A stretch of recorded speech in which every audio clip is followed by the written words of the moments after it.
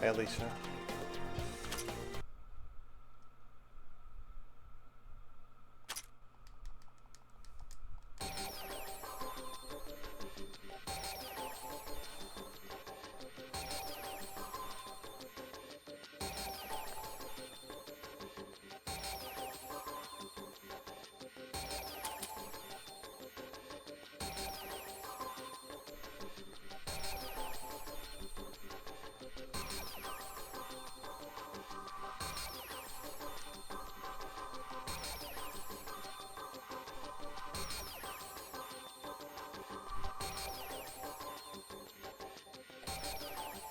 Let's take the encounter reduction.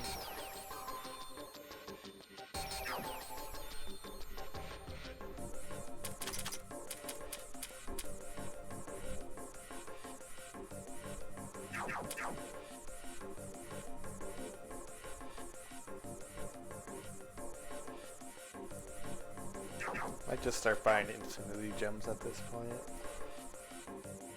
I don't really know if I need any more regalias. So immediately get a risky floor, of course.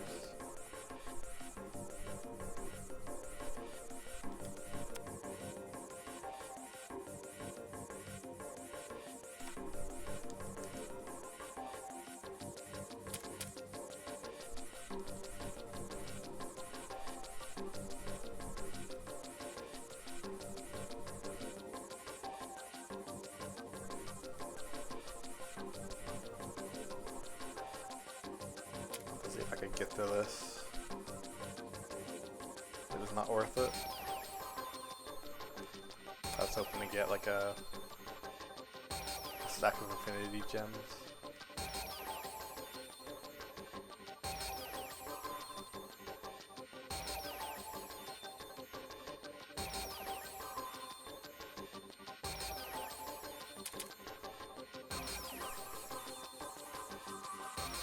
I also played a hell of a lot off screen, as you can see that I have almost 4 million money now. And I certainly do not have that much. I do have like levels, like I have like 1 billion experience, I just haven't cashed it in yet. I will probably later on once the stuff starts catching up to us.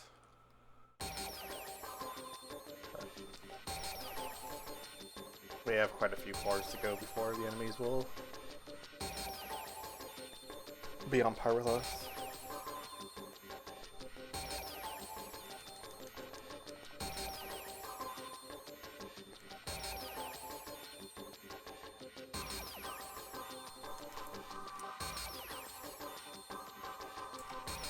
I want to say that gets us to around like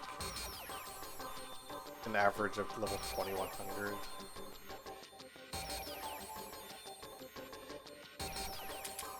Which is about the level of the 550th floor boss.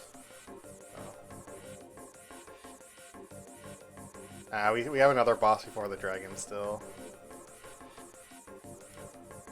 I'd say if I went and leveled up right now, like used my levels, I could probably beat it. But the dragon's gonna need a lot more money making, basically.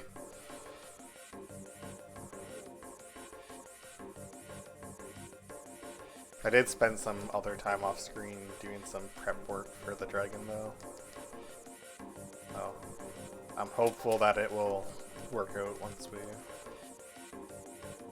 get to that point.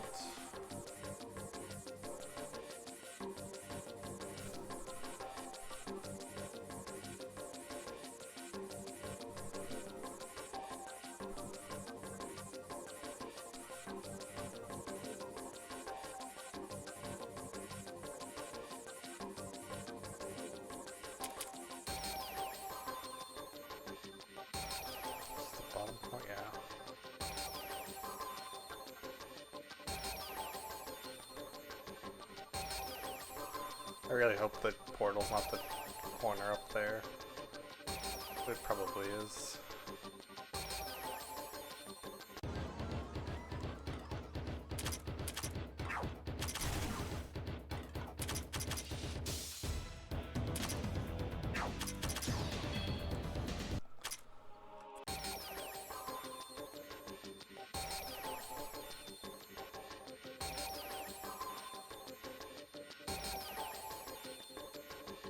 Oh, it's up there on the left, top left.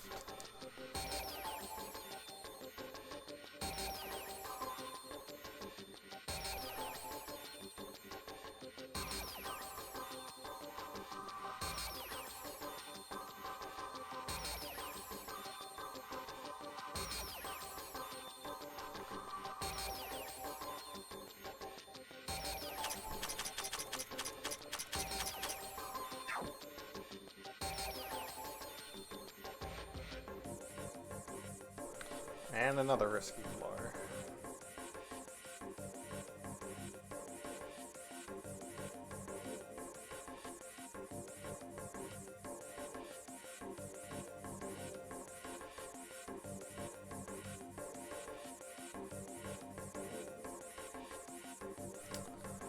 Gotta be kidding me.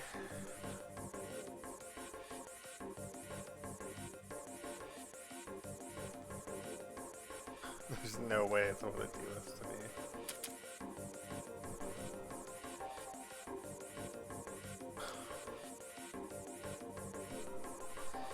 Why?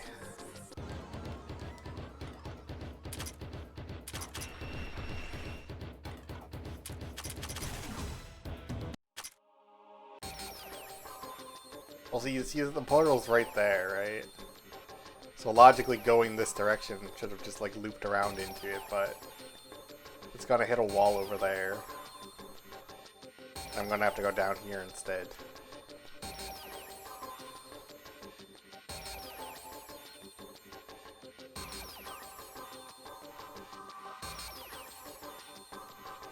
And risky floors mean the enemy levels increase. So they're more annoying to kill, basically. More likely to wipe you, etc.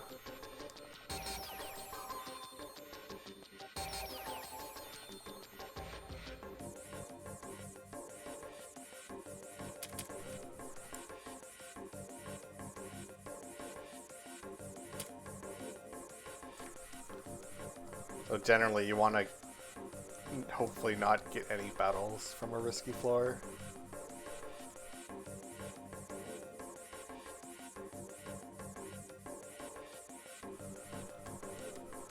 Let's just start taking those again.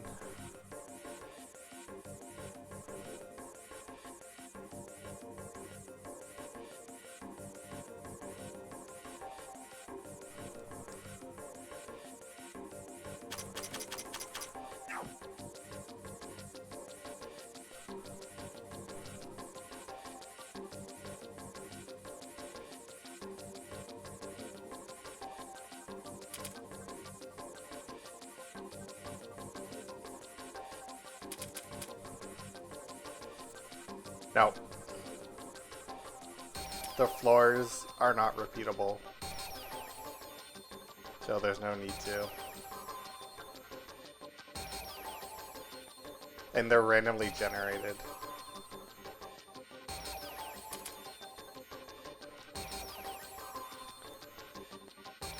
If you look on the right side there, it says amulets.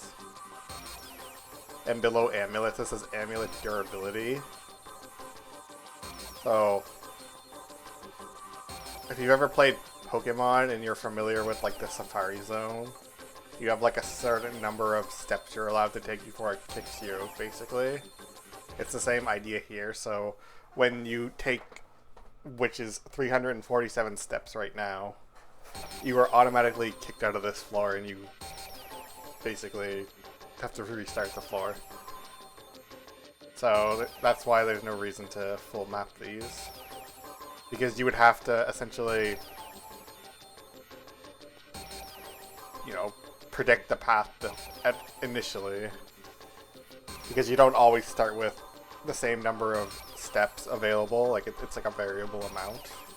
And sometimes you get very convoluted paths and stuff. And if you just leave the dungeon and re-enter, it resets the floor anyway. So, unlike the other ones where I have been full mapping them, we're not full mapping these ones for that reason.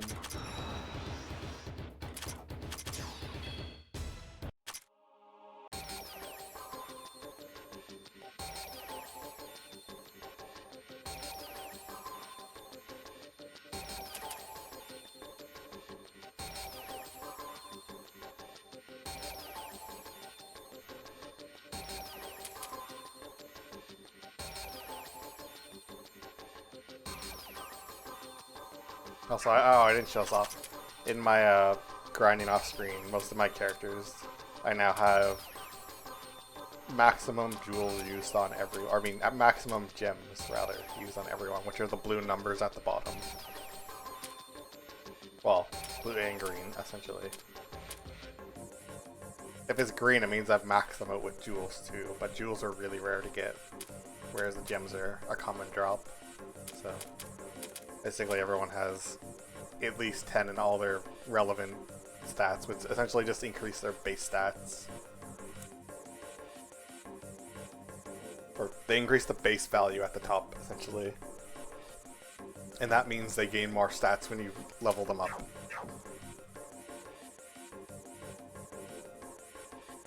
So.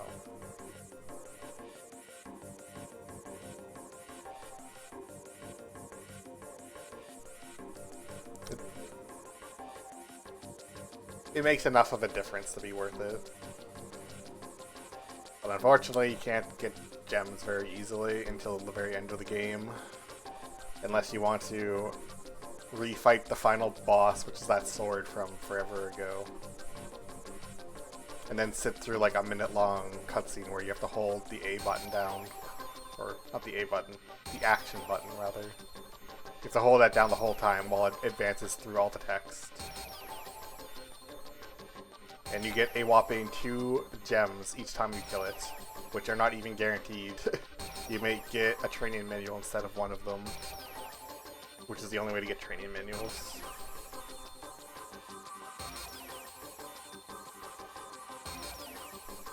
I have done it before to max out every single character. It takes forever.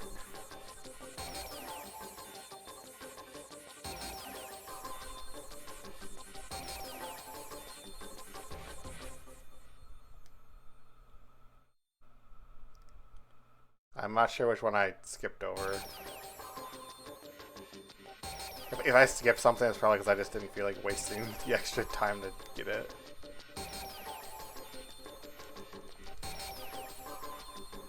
Oh. Maybe I was just being lazy. But basically, the blue exclamation point at the bottom there gives you extra steps. The one at the top will trade your steps for more currency in the shop. So. If it's the swap one, I might skip them sometimes just because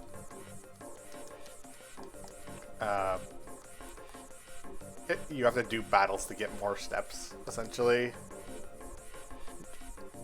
You can't increase the hard cap, but you can increase the amulet's counter above it, where it says like 0 + 0 right now. You can increase the +0 aspect of it by doing battles, but then that drains your TP on your characters, so it's kind of like a balancing act, and you don't always get TP back between the floors.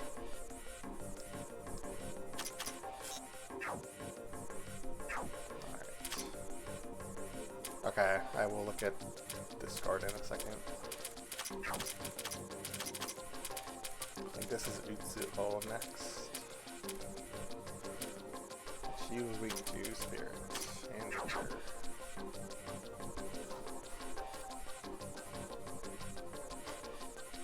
Yeah, maybe I didn't notice that. Like, I was like so like focused in on just trying to look at I might have been looking at the map or something, just trying to see where the portal was. So that's probably why.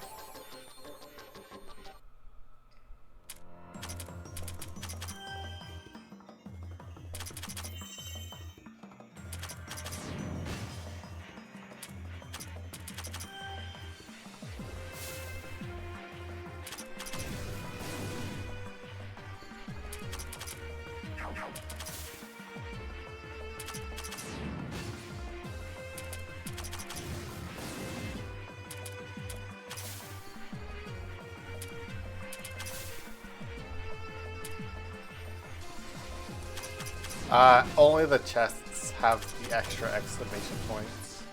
The one in the picture there gives you more currency for the shop, essentially.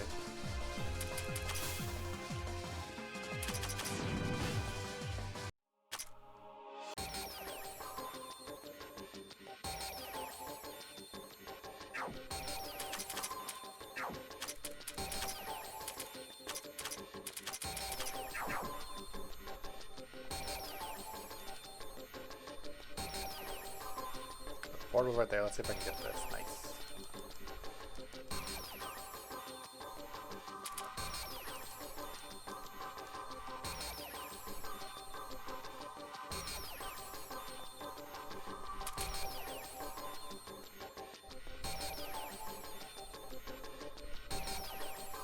Also, the amount of amulets you have get converted into currency for the shop as well. Only the larger number. If the plus number that you get from doing battles does not trade over. So, if you can reach the portal quickly without actually like having to touch anything else, it's often better to just skip anything on the floor to get more currency to buy stuff.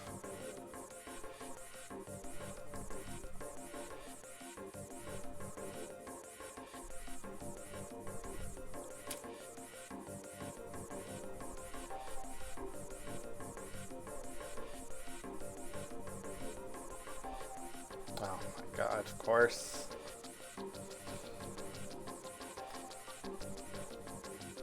Dude, hitting every single dead end.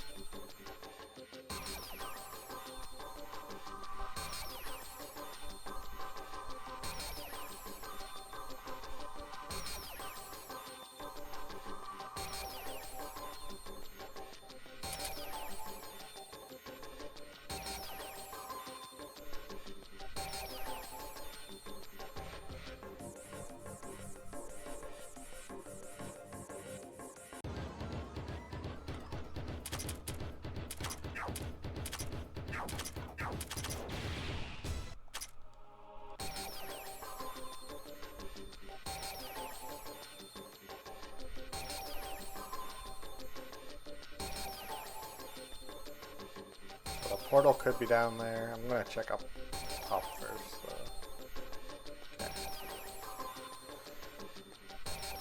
Of course. More dead ends.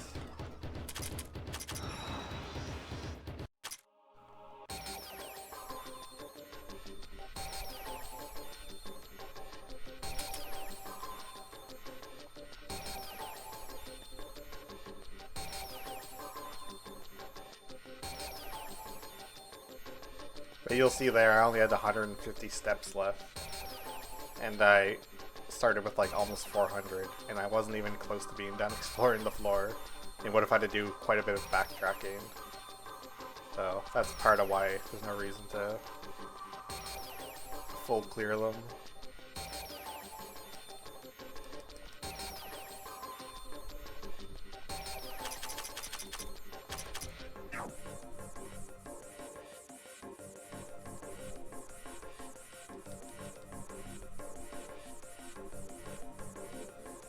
So this is a risky floor, we're just going to skip it as quickly as we can.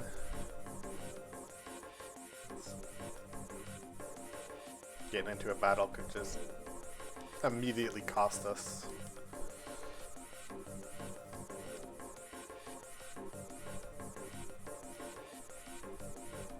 That pop up on the screen. Like there was a red one that just showed up. The red one is lucky floor. It also tells you on the right side of the screen there. It tells you what you get. Yeah. There's also a yellow one, which is Fever, which increases the chance of rare enemies spawning.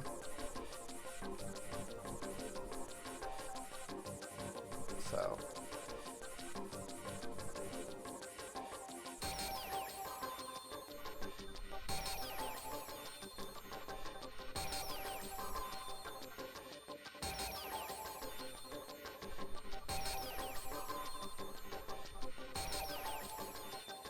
But yeah, risky floors are very bad.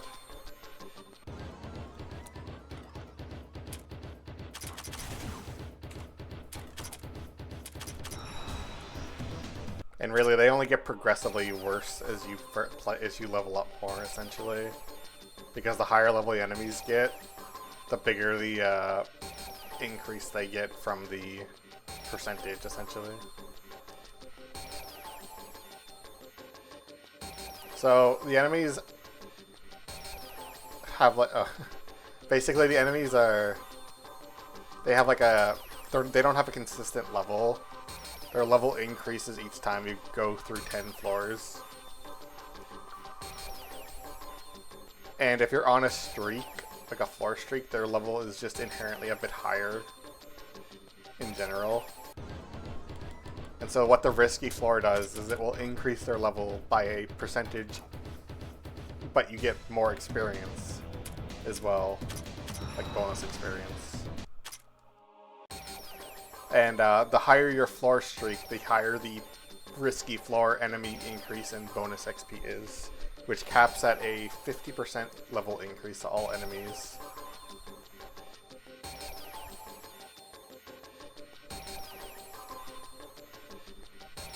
So it can be quite bad when the enemies are normally like level 2000 and suddenly they're going up to level 3000. Because of the way their stats inflate as they level up. They get like a fuck ton of health in particular.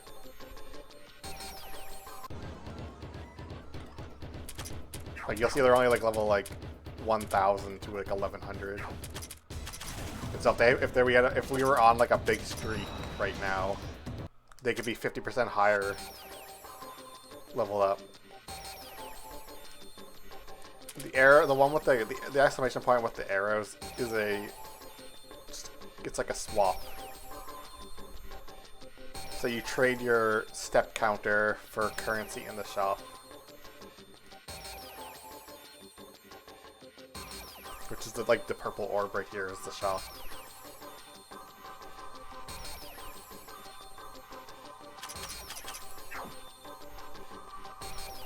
It's a chance to either double what you spend or triple it. Also, we just got like another bonus floor. So this is the rare enemy floor.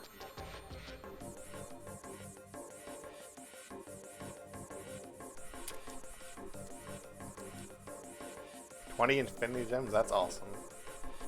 Let me get this. Nice. But as I had mentioned, like,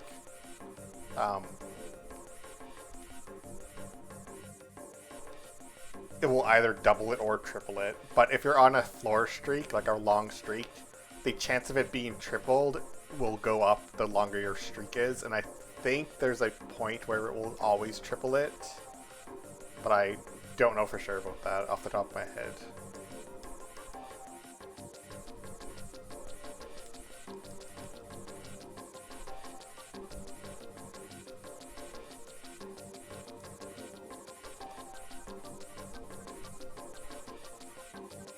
But it basically takes a random number of your amulets. So you can't always are able to afford it, essentially. You have to make sure you have the number of amulets available.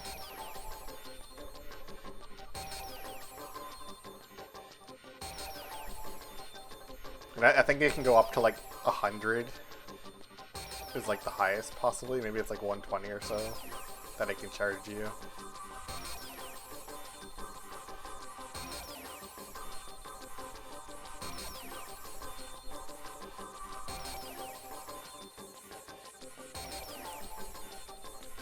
Well, you can do battles to increase your steps, which is like that +0 in the amulet thing on the right there where it says like 176 plus 0. If you do a battle, you add to the plus 0.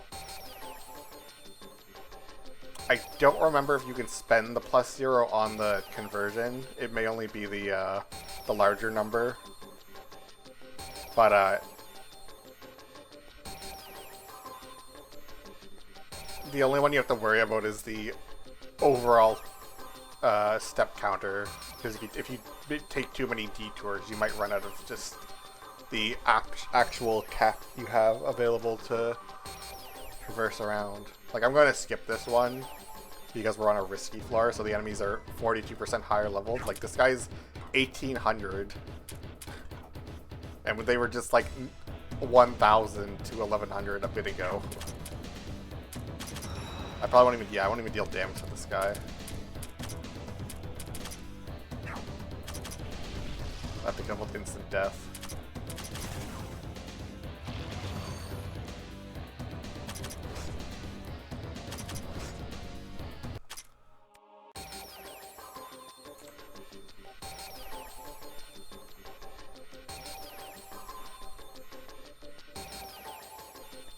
Gotta check over here.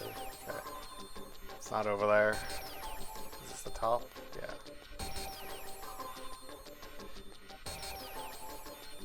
So, okay, here we go. I should have skipped the item, but whatever.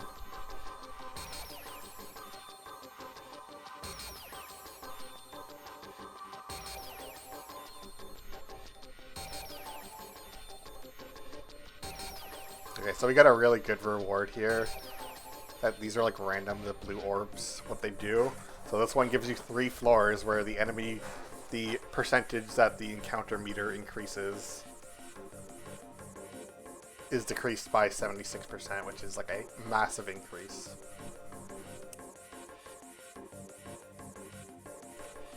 So it will take far longer to actually run into an encounter now for 3 floors.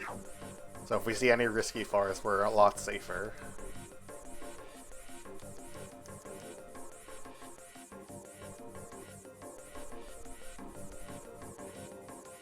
This one's pretty cheap. I think I'm going to do it. So it just tripled what we spent.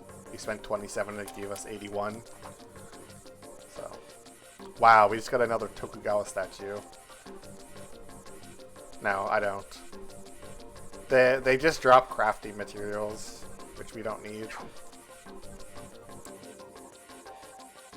Anyway, that thing we got from that chest a second ago, the Shogun statue, is like extremely rare to get from a 3-star chest. Like, I have like a lot of them because I did a lot of just chest farming. But this is like the most I think I've ever had it in a playthrough. I usually don't have more than like 2 of these on characters. And most of them have 1 right now, so. And you can see at the bottom there, it gives you plus 12 TP and MP. It increases all your base stats by 1.2.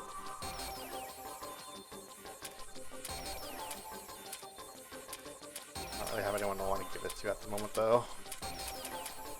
I think I'm just going to save that one for now.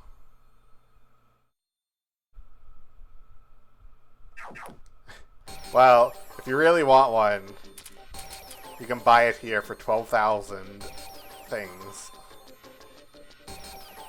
Which takes like 100 floors in a row to buy. So, if you really want one, you can buy one.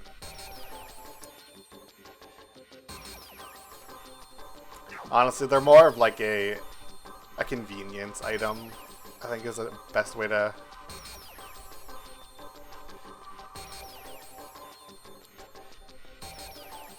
I mean, I have to agree with you, it really isn't that bad. Even though it really is.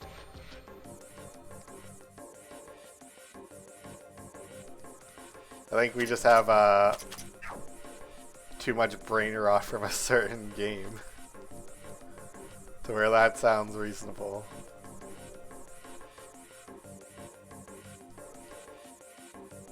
Like, I watched a video recently, and it was a guy reviewing like the post games of the Mega Man Battle Network series. I saw it in like my recommended video thing. I was like, you know, I'm gonna watch this because I played a few of those. So I'm kind of curious. And I think it took him like, what was it, like 40 or 50 hours for the third game to do the post game. And the guy was like talking about how like ludicrously unreasonable that was, and I'm just like, man, I've got 158 hour playtime and I'm not even close to being done what I'm playing. Who's this one? Alright, Satori.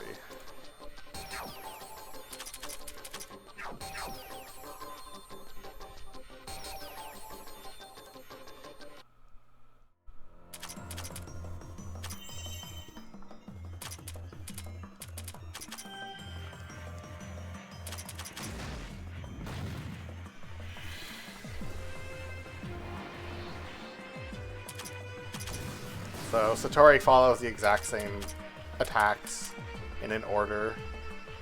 I want to say it's like she cycles through all 8 elements, and then each time she does like all 8 of them, she'll use a different attack. They're all the attacks the players have basically, except for like 2 of them.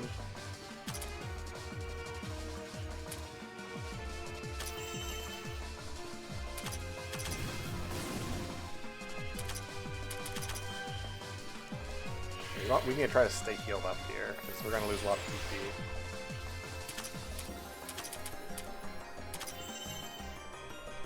Yeah, that's what it is, yeah. Hey, Fabula. Okay, we did not heal up as much as I would have liked, so, but it's fine. It's only really Miko that needs to not have her TP burned.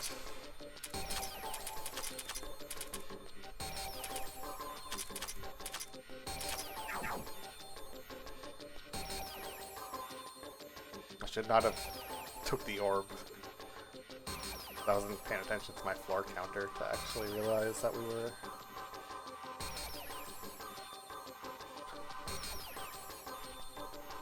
Yeah, I don't know if I've ever seen any of the stronger attacks she has.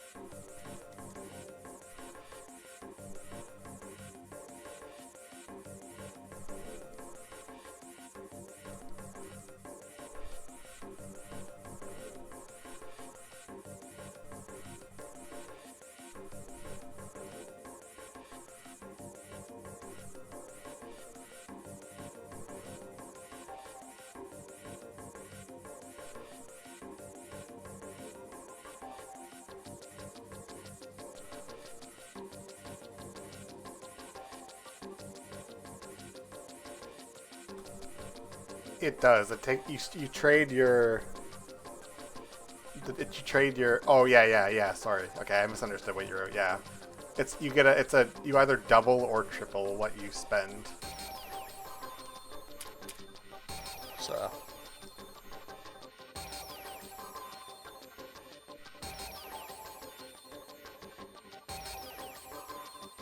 If you really want to buy things in the shop, then ideally you would go for them when you can, but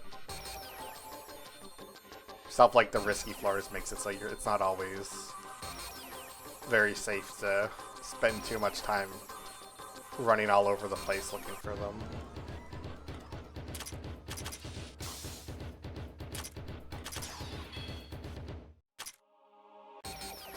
But you'll see the enemy was now 13-18, so even though all we did was go up 10 floors, the enemies jumped from level 1000 to 1100 to 1300.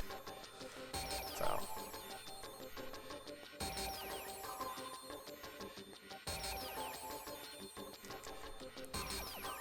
It can increase pretty quickly especially when you run into like a risky floor.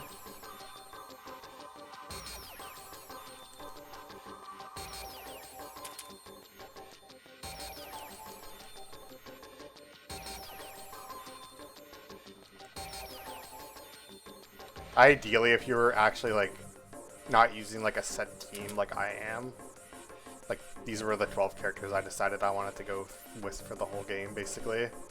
Um, you would probably bring like Aya, because Aya can always start with her turn. Like she starts with her time bar filled, and you would bring her so you can always have the option to run away if you want to. And then you would bring characters like Chen, because Chen can decrease the amount of TP you lose when you run away from a battle, even if she's in the back row. She doesn't have to be on the front for it to activate.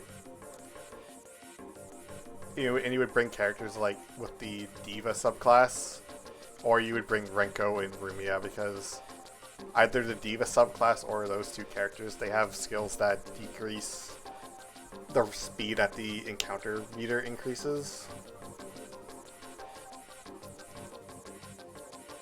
So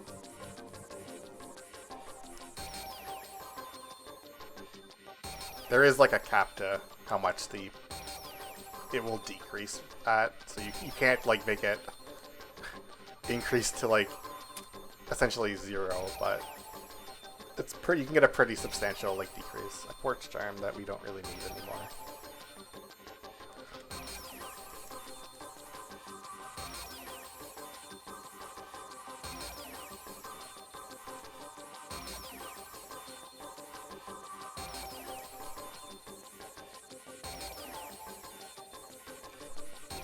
Another good character is Shirno, because she decreases how much TP you lose if characters die and stuff. I think it applies to everyone. I haven't used Shirno in quite a hot minute, but either way, she's good if you just want to like bring her around in general. If you think you're gonna get killed, because she can she slows enemies down and stuff. It's only for herself? Okay. I couldn't remember if it was for the whole party or not, or if... Does Tenchi really have that? I forgot that.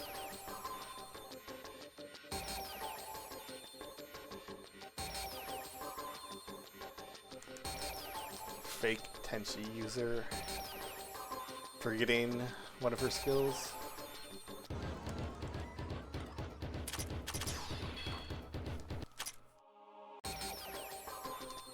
Yeah, it's cool either way.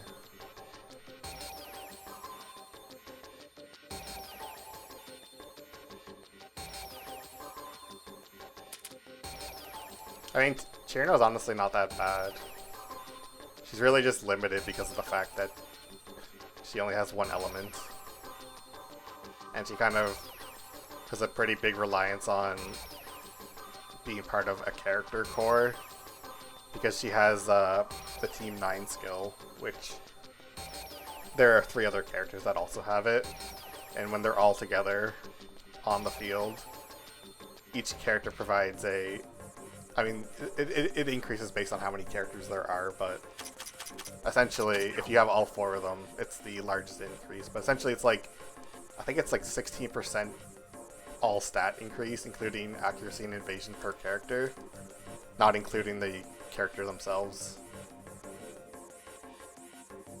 If you get her awakening, or any of the other characters' awakenings from that, they can get half the benefit from if the other characters are in the back, so it makes them a bit easier to use instead of needing to have like 4 of them at once. But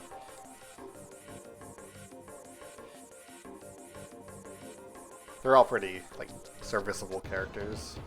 Especially Rumia is really good, and so is Mistia. Wriggle and Juno are a bit... They're a bit more straightforward with what they do, I guess is the nicest way to put it.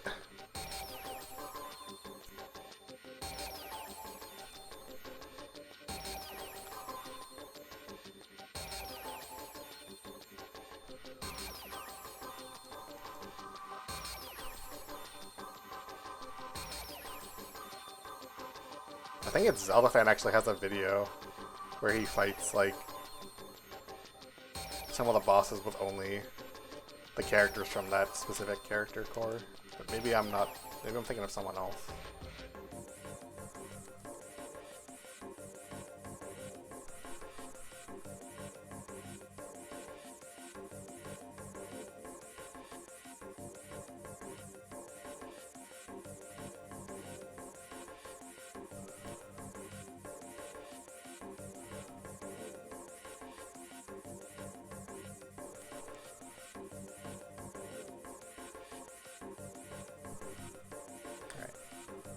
I guess we'll trade some amulets in since the portal's right there. Watch as it turns out not to.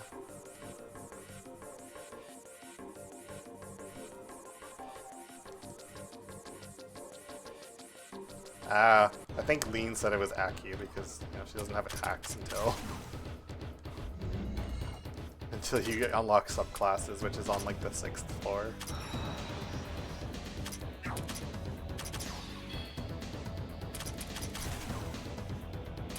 So your only option would be to like insanely over level so that you could just punch stuff down with her.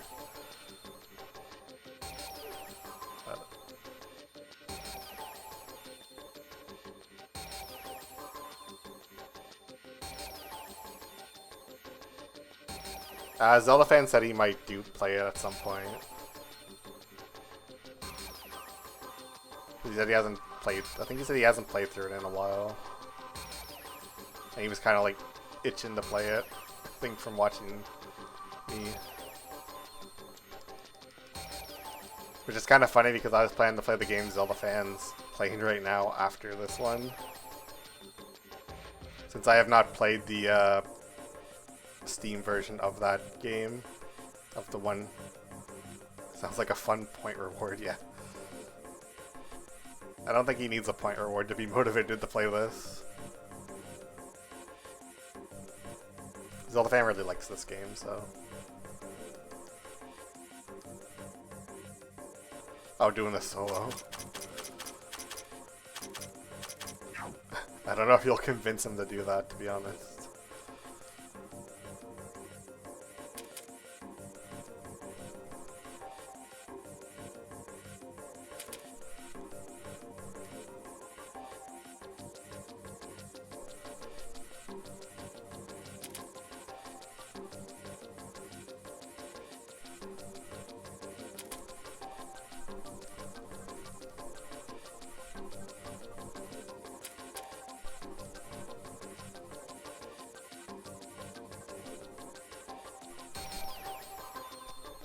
And the solo isn't really, like, regardless of character, it's not really like a feasible long-term thing.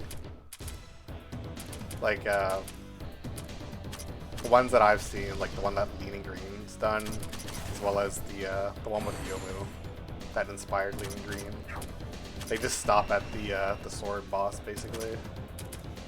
Because it's kind of like the point of where realistic expectations kind of comes to a pretty big stop.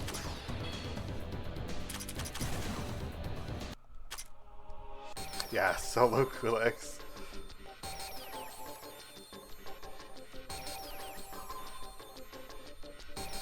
Just over level enough until you can never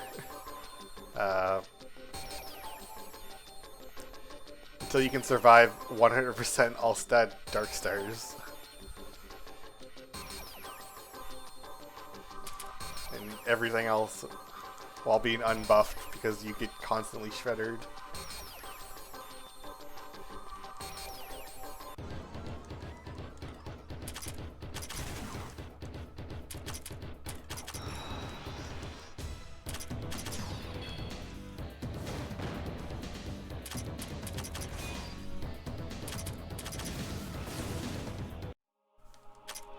Yeah, I don't think the cookies would ever be doable. They would just be like the most insane luck test imaginable. Where you just have to hope you never get hit by Black Universe into seas falling from the sky or whatever that attack is called that pierces mind.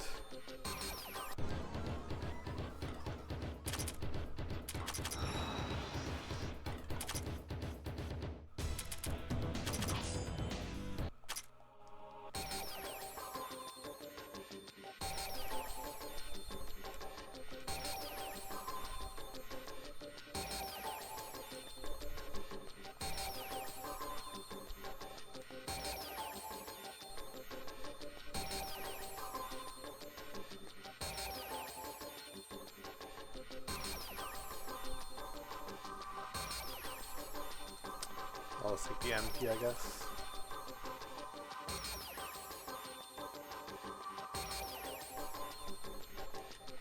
Yeah, Alicia, the main thing with the solos is that the majority of characters don't have recovery options for like health, essentially, until you unlock the healer subclass, which is reasonably far into the game. Like 6 floors is by no means free to get to if you're actually like trying to fight things reasonably challenged without just like overstatting them beyond belief. And that's kind of why like characters like Yomu and Byakurin have been used, because they can just passively heal themselves.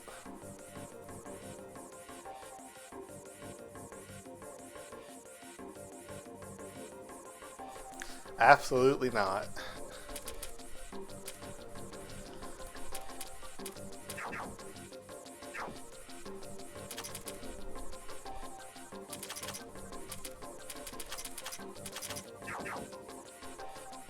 You are very much expected to play with 12 characters. At the very least 4, but Alien Green.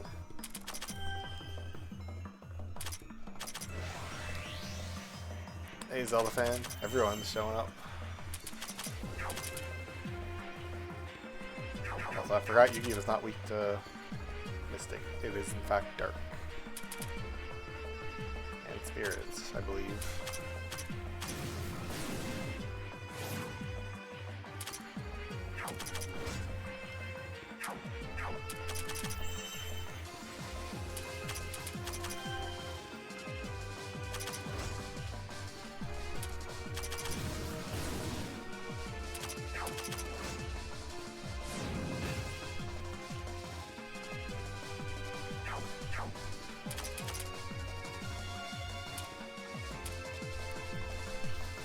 Because that's what her stats are.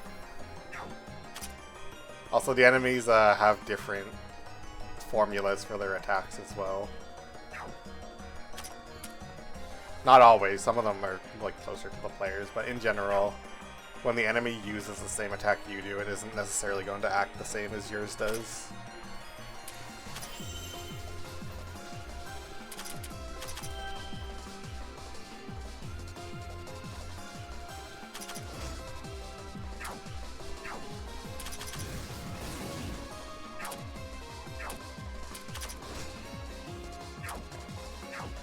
We need to get one better than Mystic. I guess I could just use Pompoquilin instead. I'll see if I can get something. Yeah, we'll go with fire. I'm gonna just. I think she might resist fire, so I don't think I can go with that one.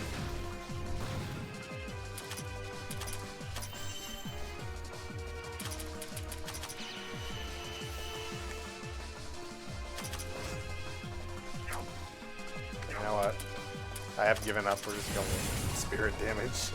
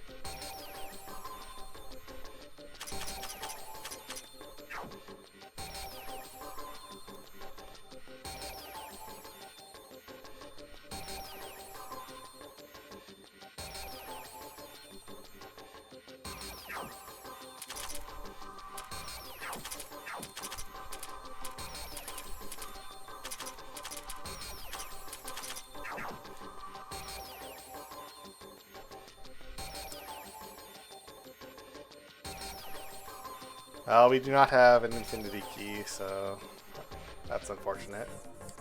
Maybe we'll find one. No.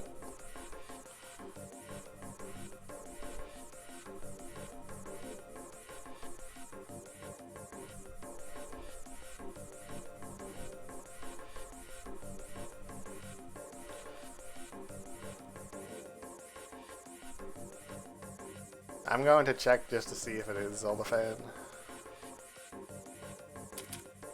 Because you never know, it could be.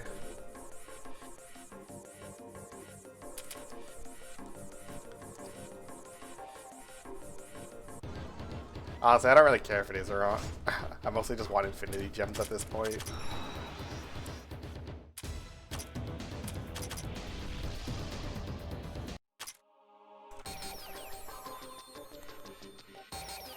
Oh my god. Oh, I don't eat that.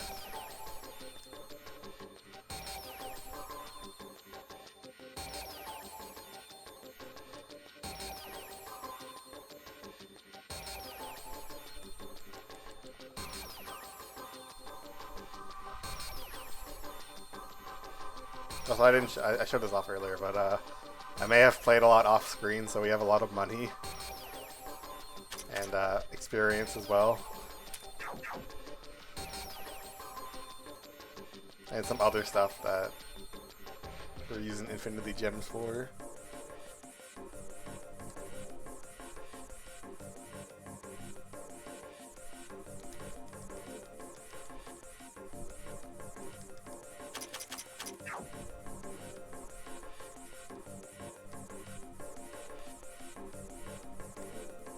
Yeah, I got another Tokugawa statue on stream as well.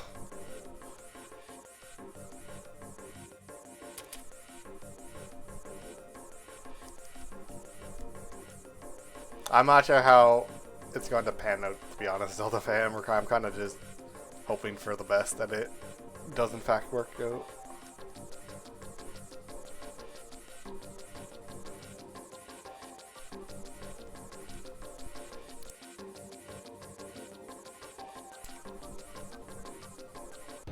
Kind of just banking on Miko carrying for it, but we'll see.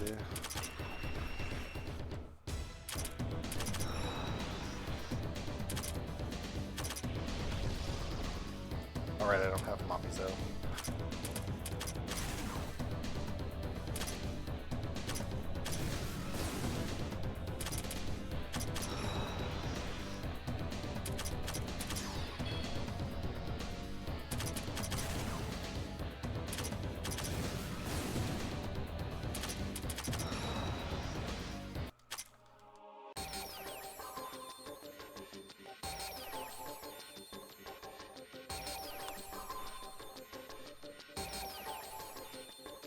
I hope you do root for the dragon, Alicia, because he's probably going to whip our butt.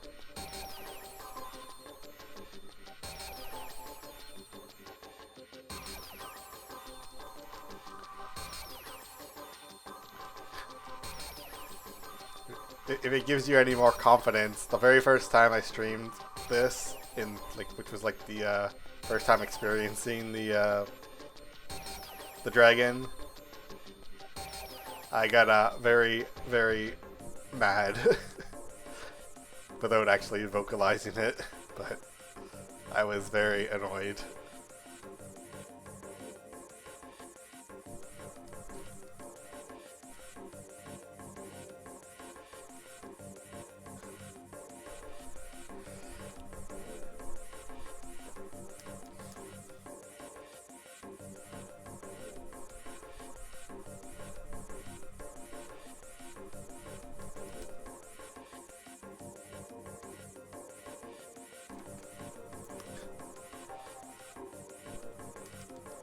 Oh yeah, I'm sure it will happen, leaning green.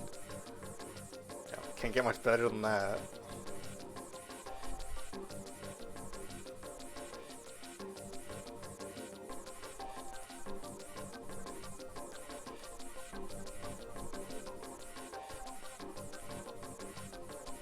It does 50 million damage with neutral resistance to it. And it uses it 2 turns in a row, back to back, without wasting its time bar. So it does about 10 million damage per hit if you have 500 PHY, which is the physical resistance at the bottom left there. So I nearly have 500 on Miko, so she takes around 10 million from it per hit. And we have... yeah, and it increases its attack every time. And it's an EX buff too, so you can't get rid of it.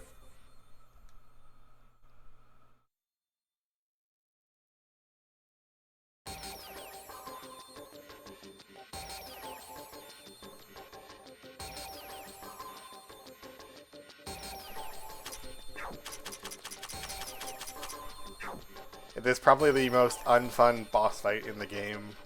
Well, not the most, but among the worst ones, I would say.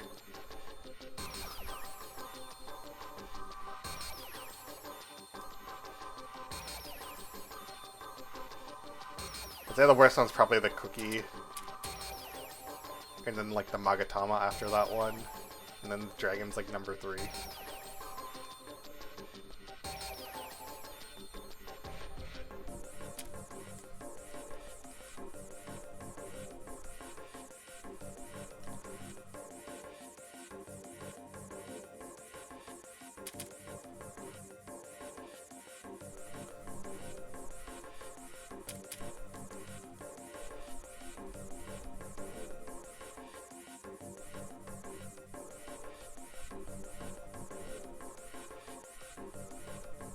That's fighting it around, like, the level of the dragon.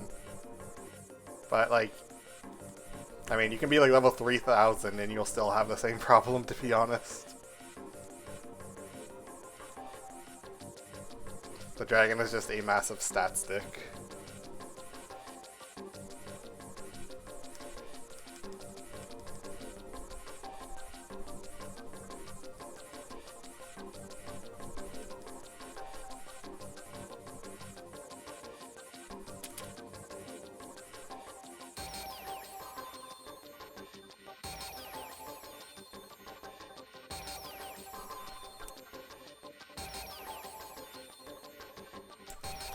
The only, I guess, saving grace is that it has a weakness when it's in the red phase, which is nature. It also has a blue phase, which is weak to dark, which does something different. Which is less bad than the red one, but still kind of bad, honestly.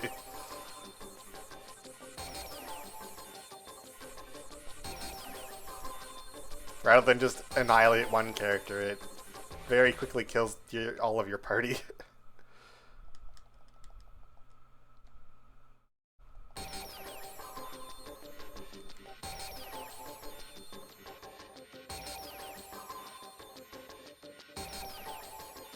Oh, and the fight also has 3 phases, and that's just like 3 actual like health bars you have to go through essentially. Although the second health bar is very, like, simple. It's basically just the first and the last health bar are the problems.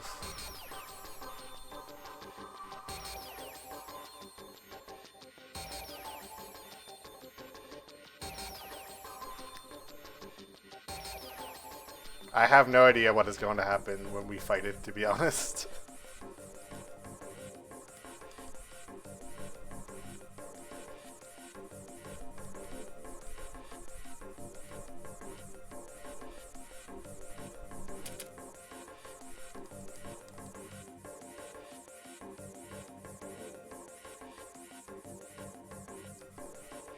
It is essentially just going to be Yugi carrying the fight, I would say. Oh yeah, totally Zelda fan.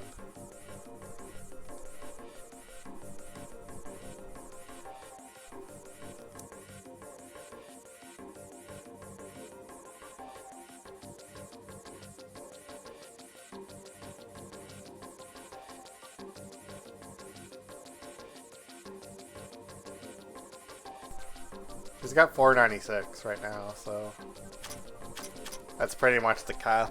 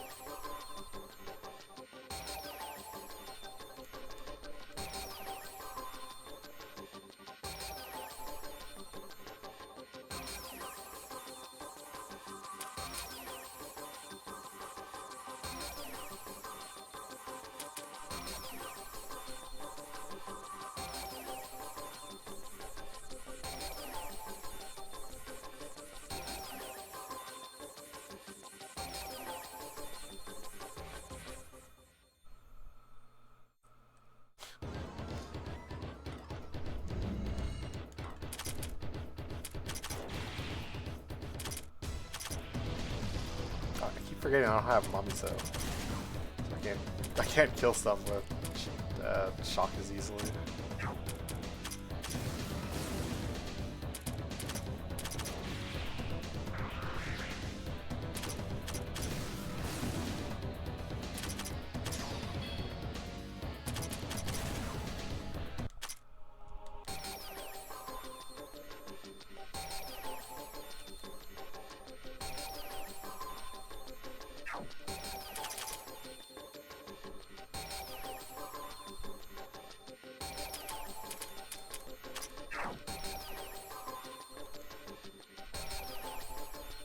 You know what's funny about that, Zelda fan? I feel like a lot of people who play this game and go to the dragon and just give up on it. And I don't blame them one single bit.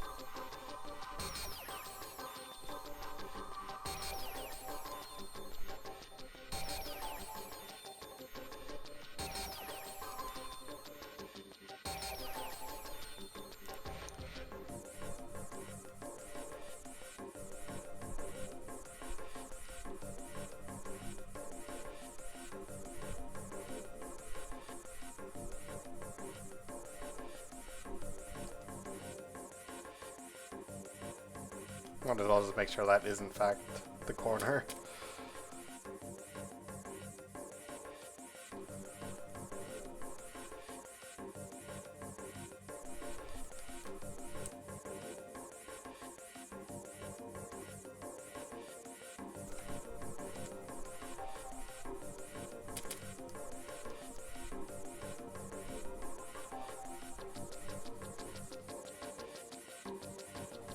Oh, you can't, Alicia, unfortunately. You better be happy and just take it.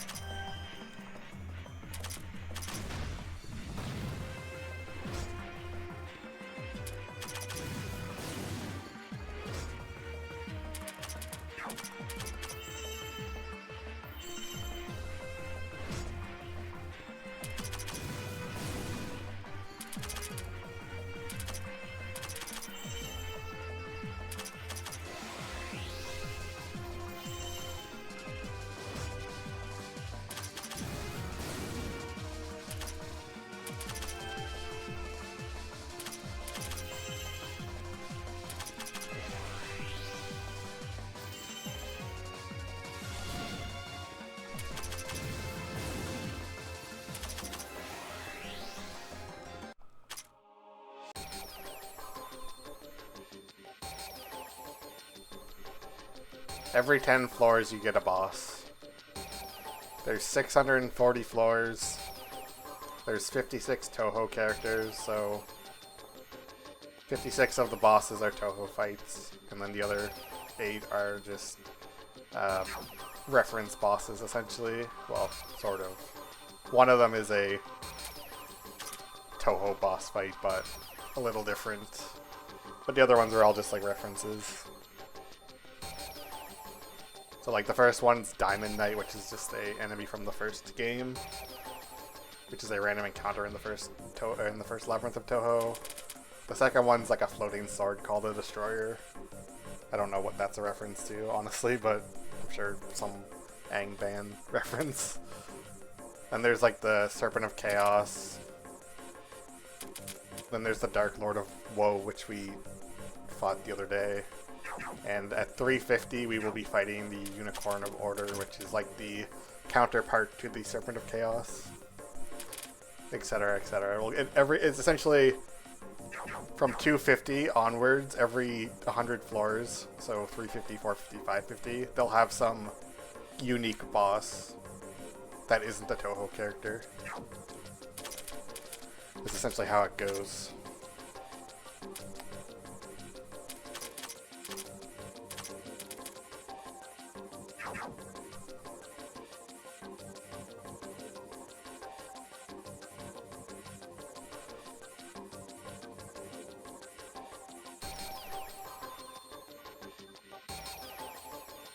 We're 640 is the last floor we have to beat. If you go past 640, it just starts the order of boss fights over again, but they continue leveling up.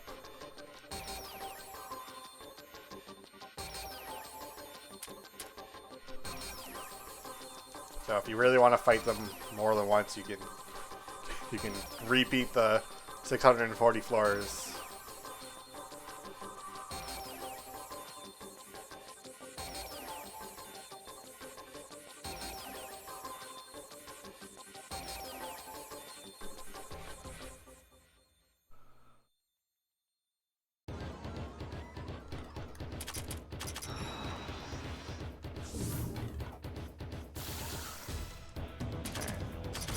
Counters are gonna start getting pretty crappy.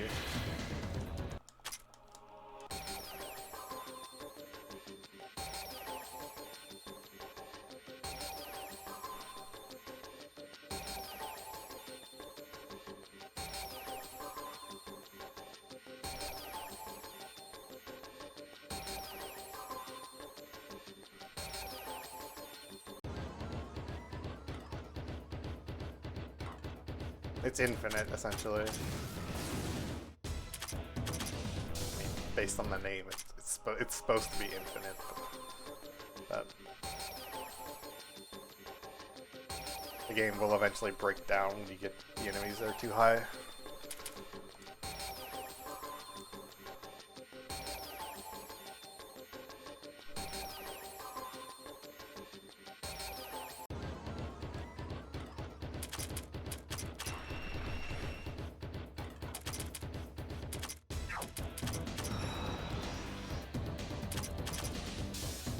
Well, there are probably some insane people who have done like a crazy amount of this.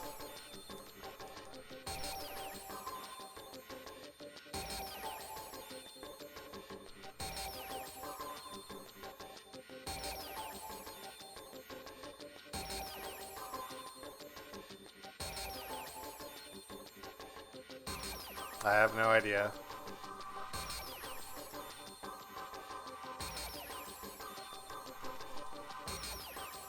If there is, I'm not a part of it, so I just play the game.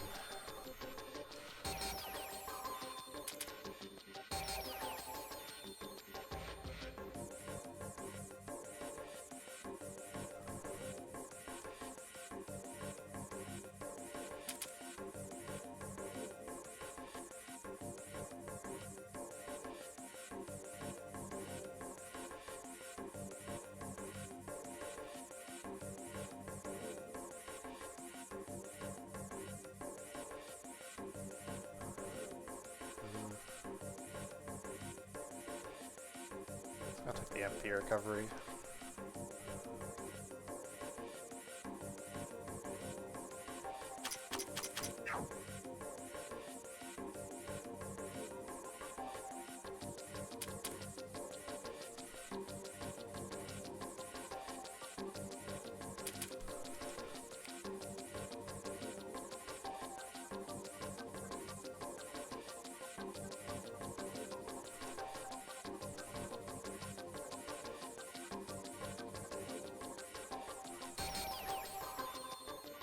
Community things aren't my type of thing, so...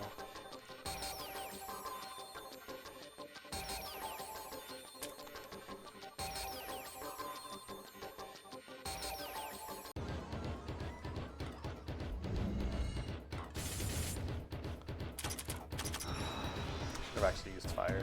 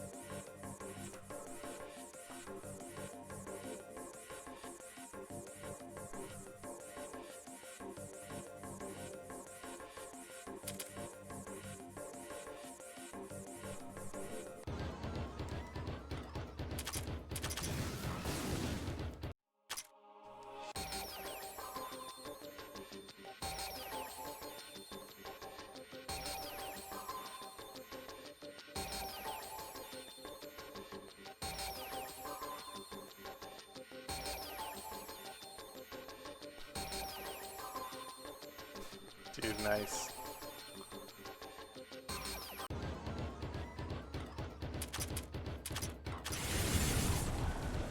Should have actually went for wins.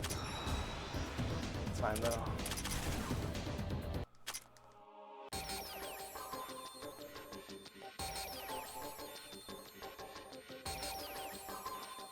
I used to have like an Alice on my screen, but my OBS settings reset at some point and I don't know where the image is anymore.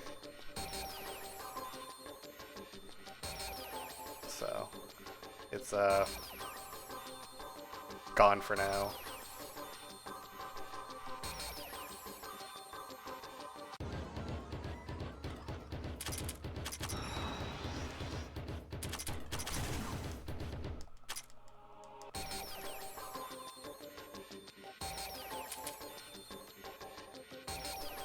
It also doesn't work as good when the game takes up the entire display. It worked better for the non-Steam version of the game when it wasn't in this screen resolution. So I could just put the Alice on like the black bars on the side instead.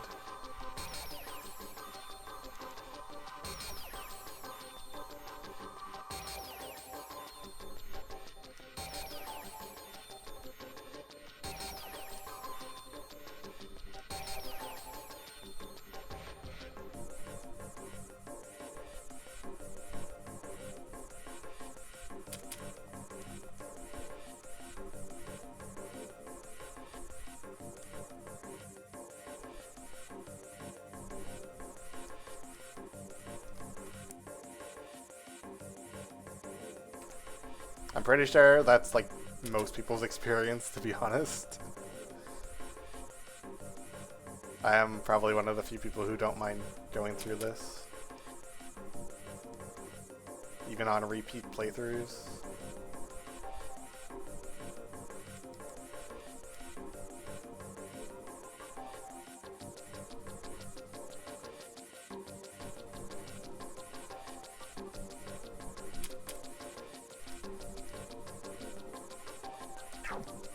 How close are we to 200? 146. Oh, of course, it's gonna be like this. Okay. I really thought it was going to cut me off there, and I would have been kind of sad.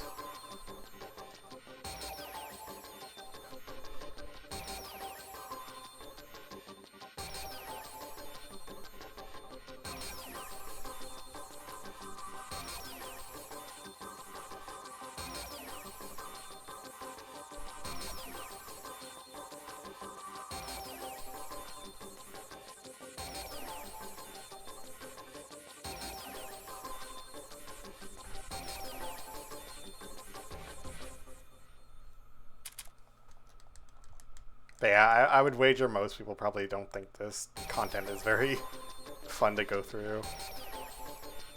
Man.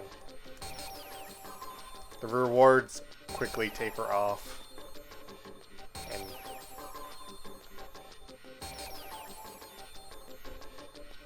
like, there's not really much variety in the floors. Like, once you've done like, maybe like 30 floors, you've seen most of the ways it'll go, pretty much, with all the weird like spaghetti patterns and stuff.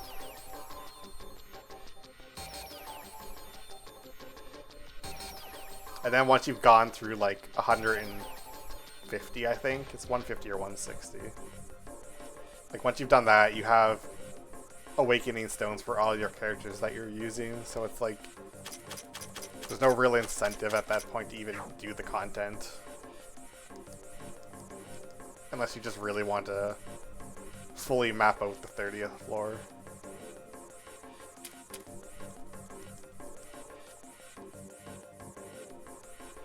Because there's a rock that requires beating this place to open it.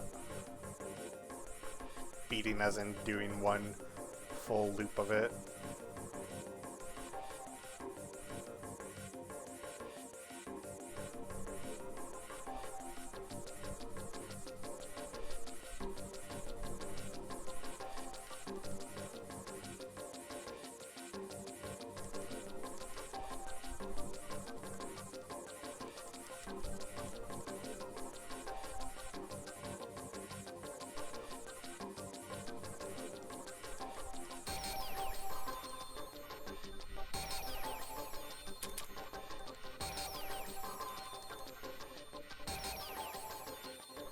It also doesn't help that the boss fights aren't particularly different compared to the ones you fight on the 30th floor, like, minus the occasional mechanics that are missing from the upstairs ones. So, like, if you do that content first, you're just going to end up having essentially boss repeats. Yeah, like Moko, for instance.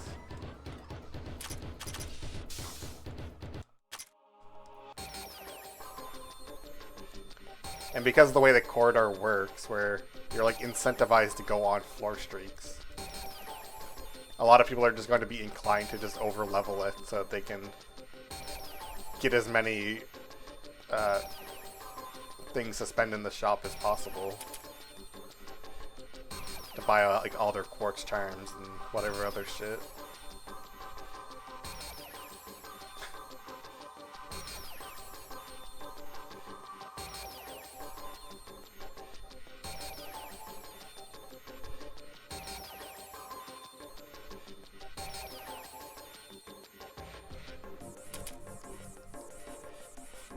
Yeah, well, Alicia, there's an achievement for playing 256 hours, so completionist is a minimum of 256 hours.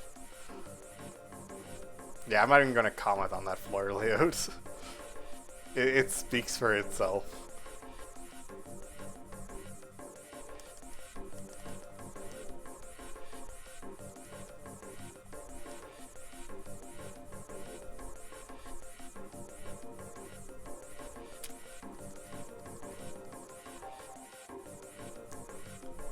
That achievement as well, the one that for play for 256 hours, gives you like 2 million money or something. Is that 10 more gems? Apparently we're going to be leaving very quick soon now. I thought we were going to be in this place for a bit longer, but I guess we'll go after we beat the next boss and buy a whole bunch more damage boosters.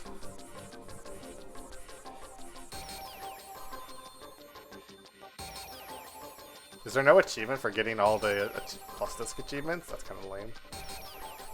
I mean, I guess that's good for the people who don't want to just leave the game running for that long, but still.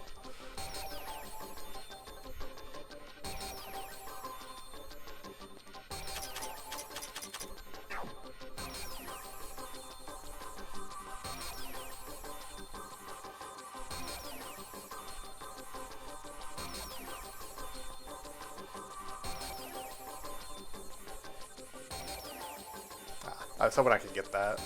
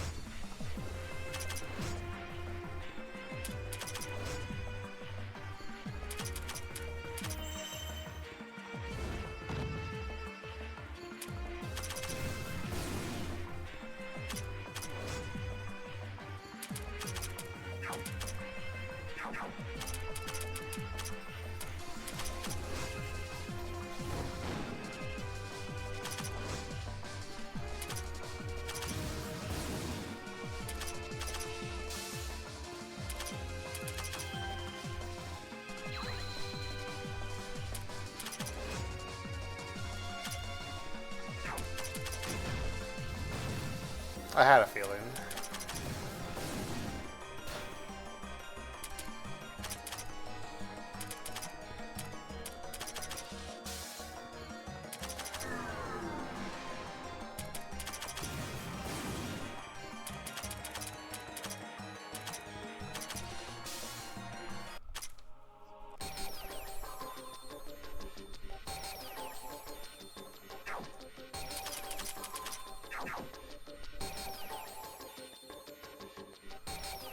I'm trying to see. Okay, there is one. And there's a key. Just had a feeling there might be something.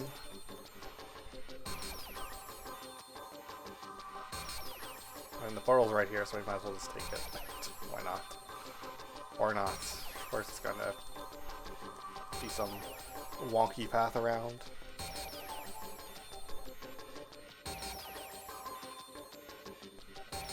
Yeah, imagine needing a key, of course, you know. That's what I get for just assuming.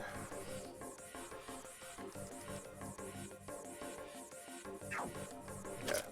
Nothing in the immediate vicinity, so we can leave.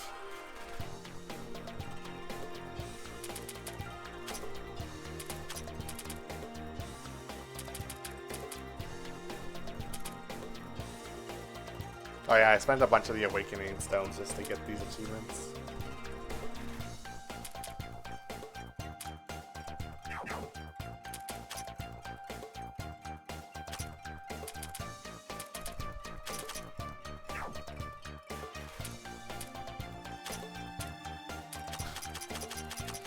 We may have a lot of Miko damage boosters. Almost at the cap.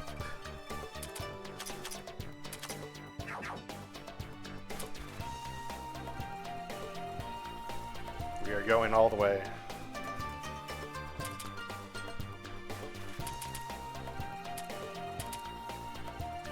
Mostly because Alicia asked how long it would take to max out every single character, so I was like, you know what, let's just max out someone. And I decided on Miko. I mean, the damage bonus is pretty significant too.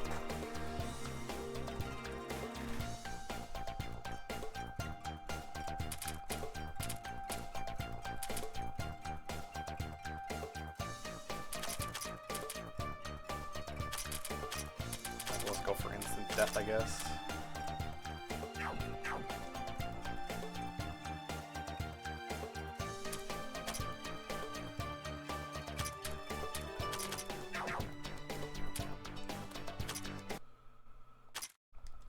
I did buy some for Yugi as well.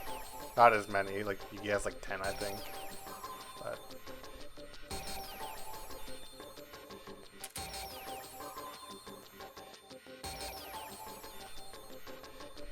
But hopefully Yugi will be able to survive the stupid breath attack and win us the fight.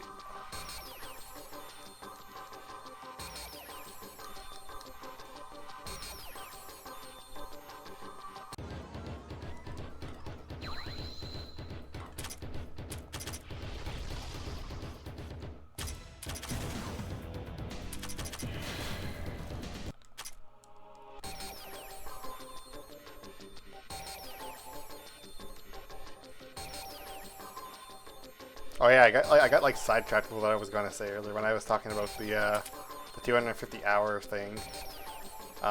Because that gives you a bunch of money for doing that achievement as well as some items.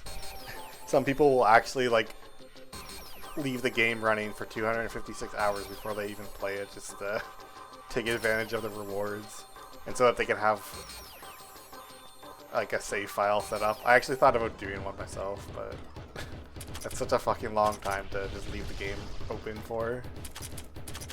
Even though it would be kind of like nice for like repeat playthroughs. But it's kind of funny though. People who have that kind of tolerance have my utmost respect. Well, yeah, but you're just leaving the game sitting. Like, you're not actually like doing anything. Like, imagine wanting to play a game and you just have to wait 256 hours before you can actually play it.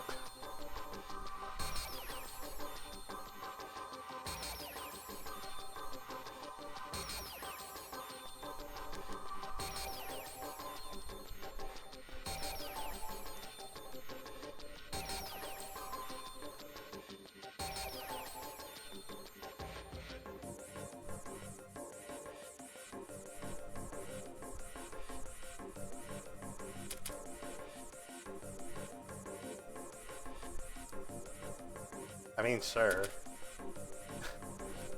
Yeah, I just edit the playtime.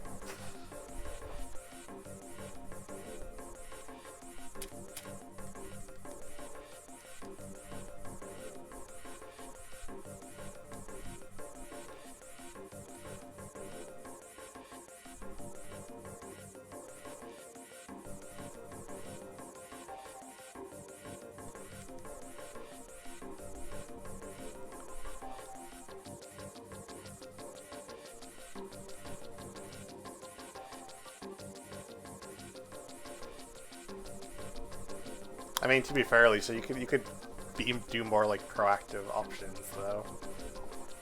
At least like speed it up.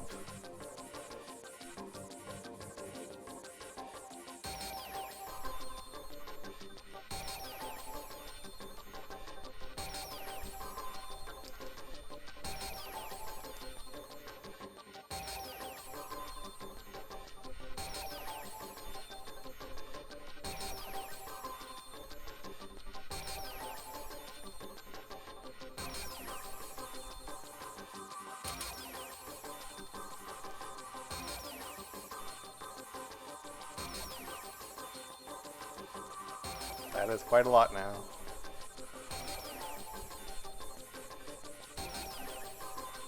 Dude, these floor layouts.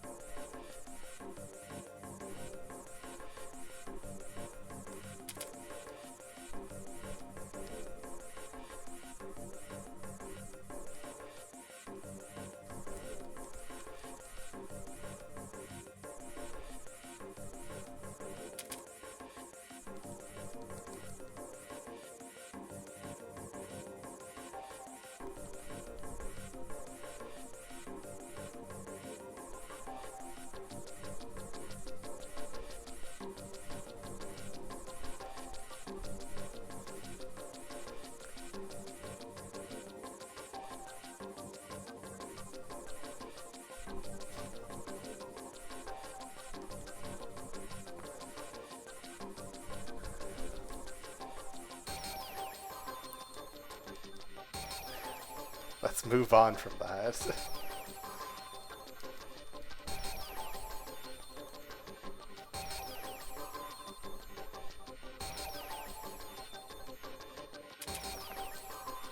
That was a very, very sad situation though. Hey, at least we didn't get a battle out of it, so it could be worse.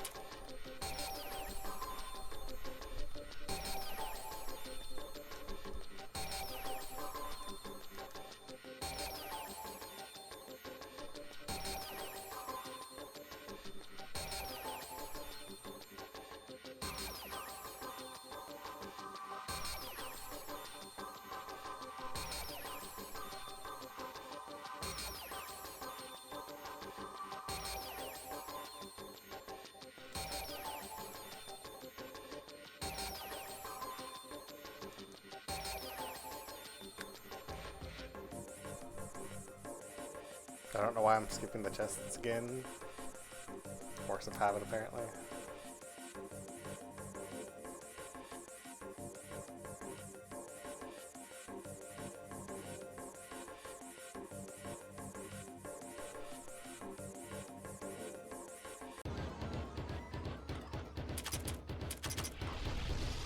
Okay, we killed the bird, so that's good.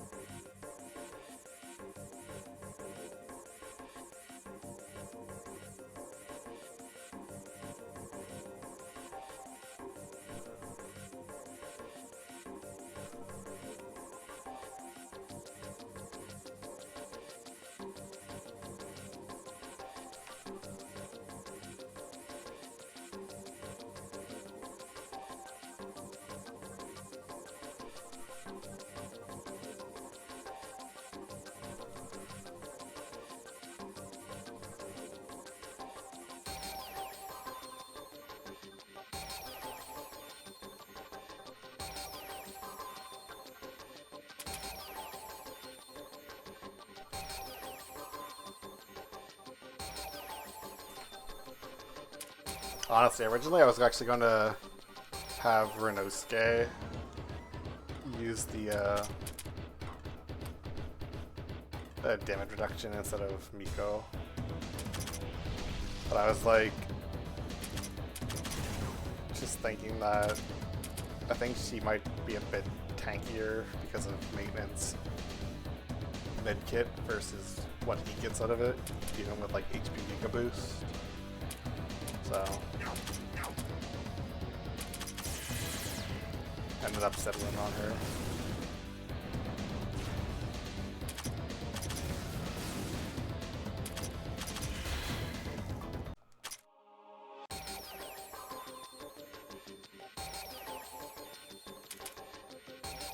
I may just go like Guardian Miko and give someone else Strategist, like Sanai or something.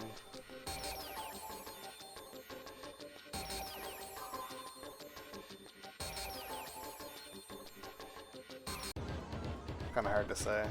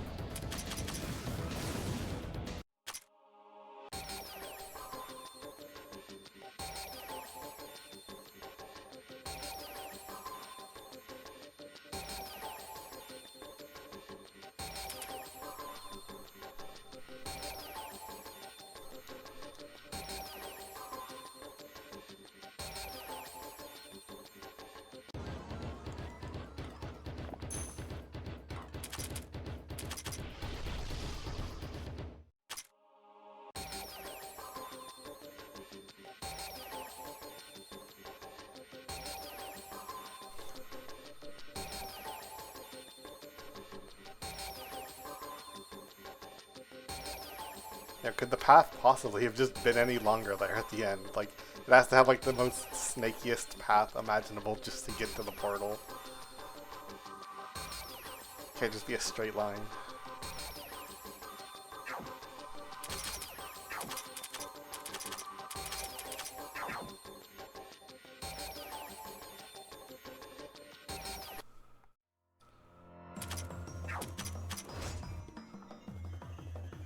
I mean, it could have, honestly.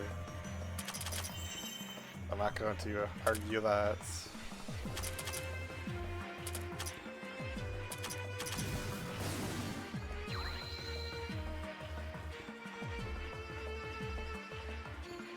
one more punch.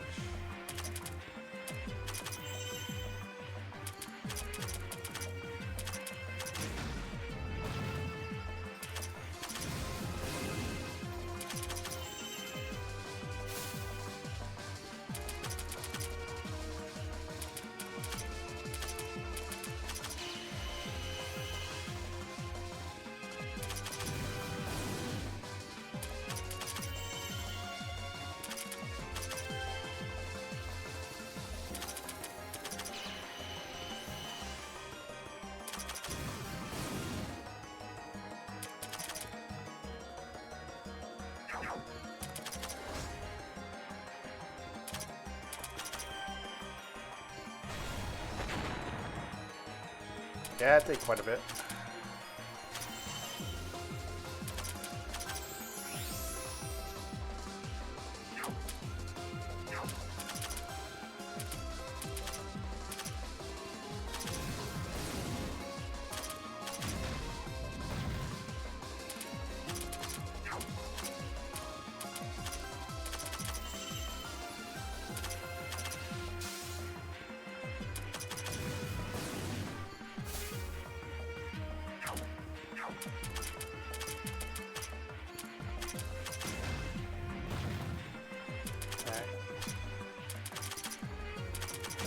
We basically won at this point.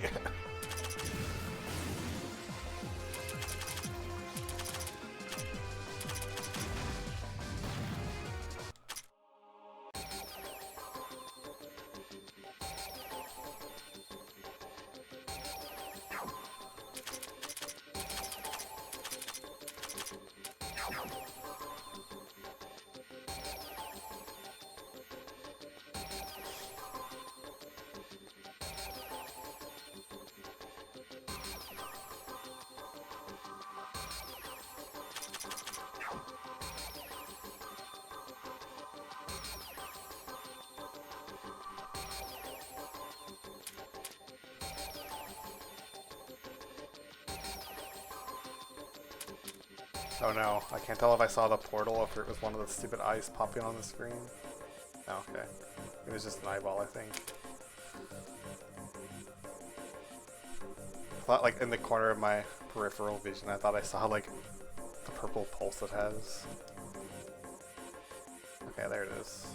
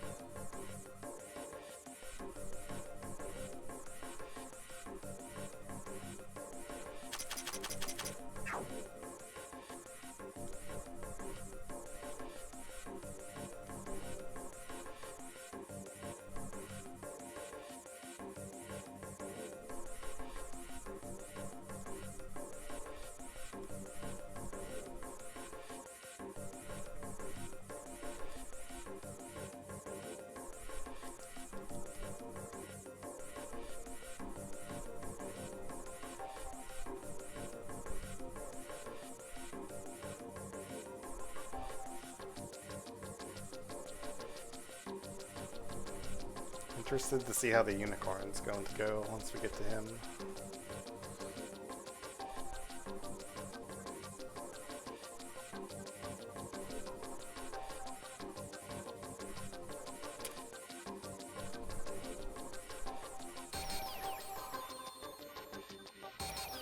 Oh, you know, that'd be another thing that'd be nice to have in Labyrinth 3.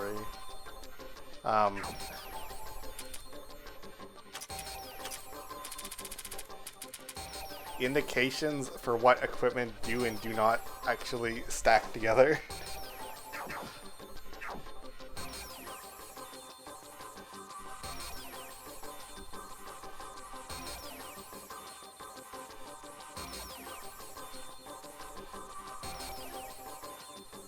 Or at least the ones that don't stack, if you wear more than one of them.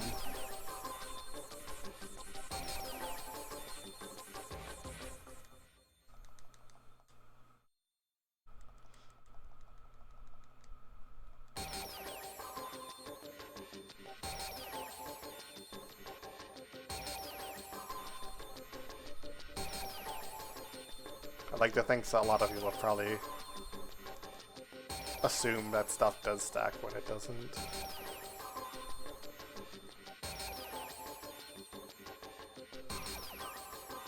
Like the quartz charm bonuses.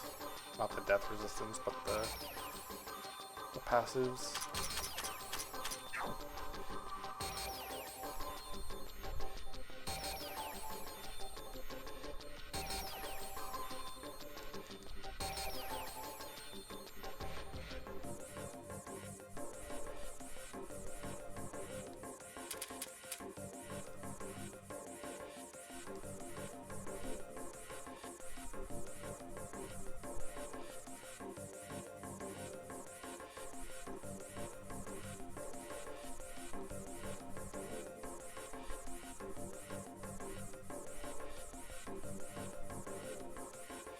Or alternatively, just have it so there's no fringe cases like that where wearing 2 of the same item doesn't give you the bonus twice.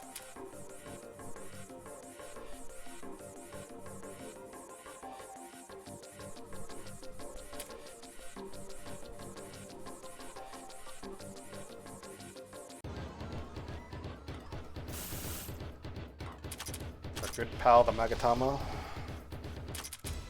Fortunately, this one's not as bad. Oh, I say that and we just did 1 damage. Should be okay. Maybe not.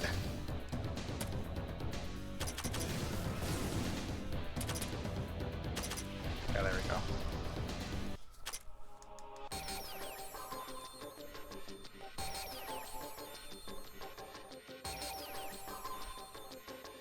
It's always back just to ruin our day.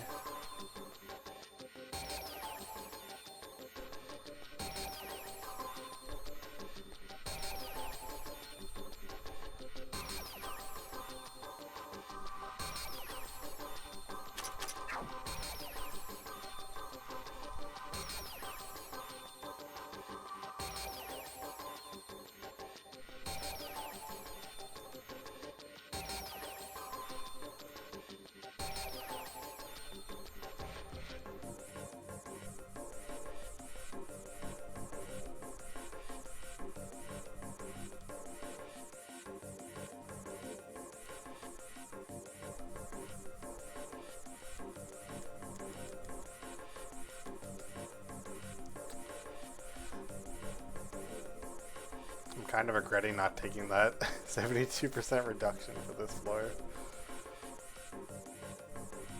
Oh no. Please be nice.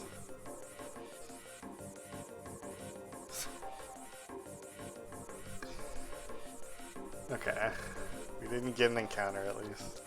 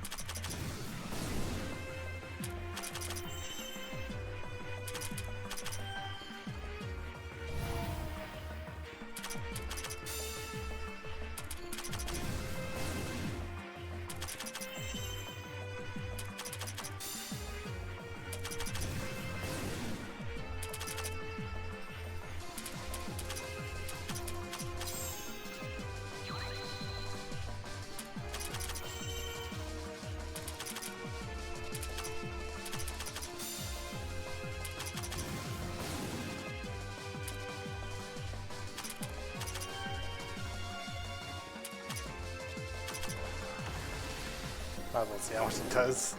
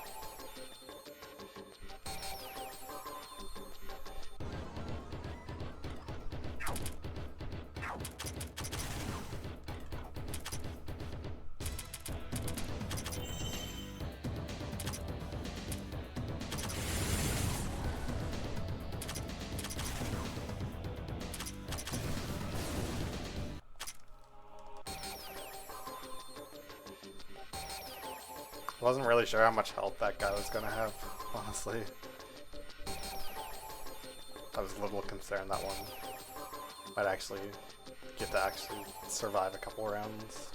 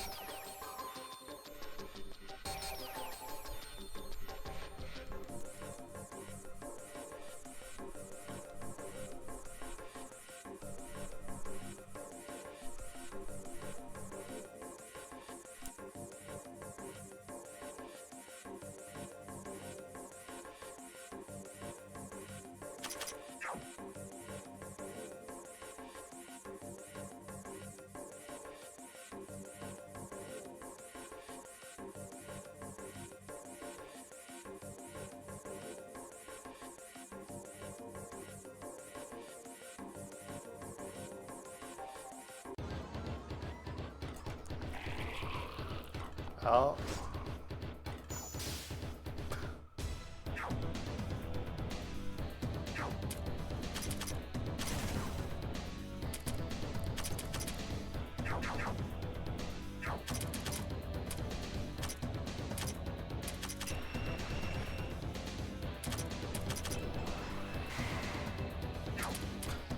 Absolutely nothing.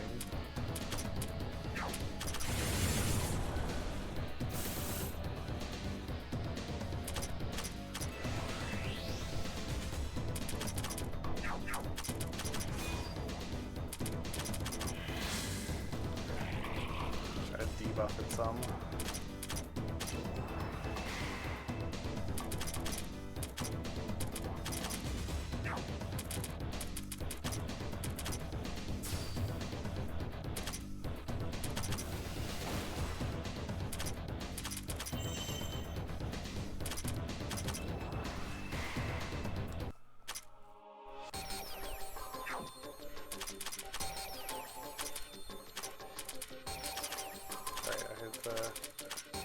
Death Squad.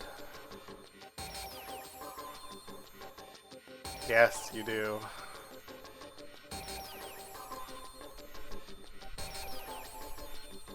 It basically just kicks you out of the dungeon.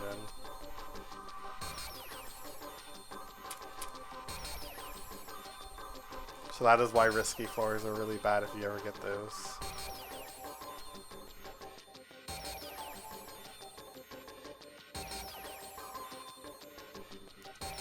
To a degree, yes, because it's, I mean, chests are still good to get for infinity gems because you can get a lot of them.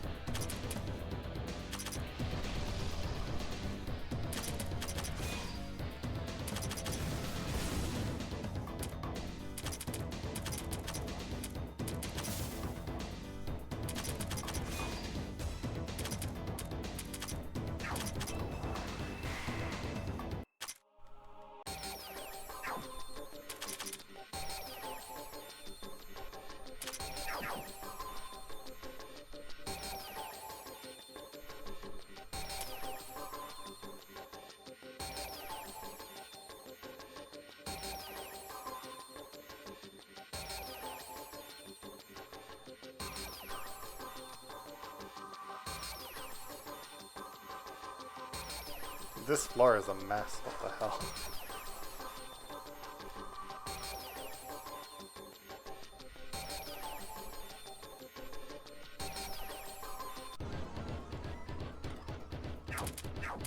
You're getting so many boss enemies.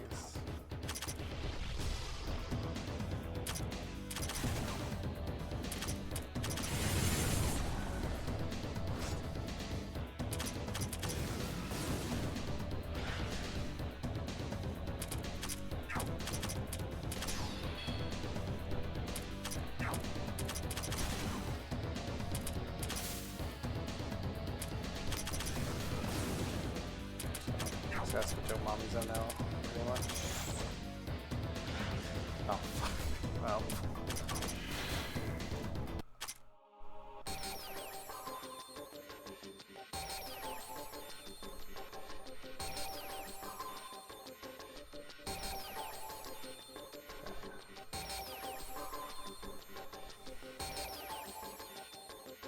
I'm gonna trust it this way. I'm going to be very sad if it is not.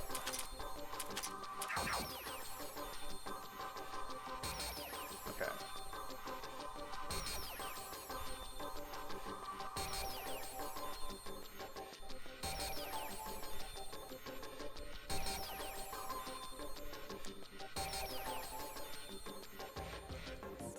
Game just knows I want the MP and I have to take the stupid encounter rate because it's too good.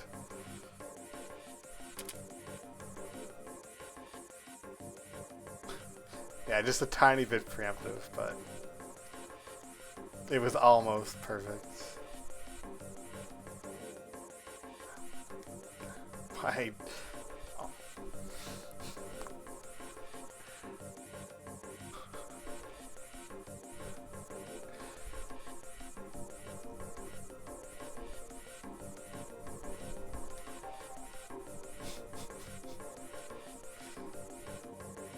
It's really testing my patience right now with this one.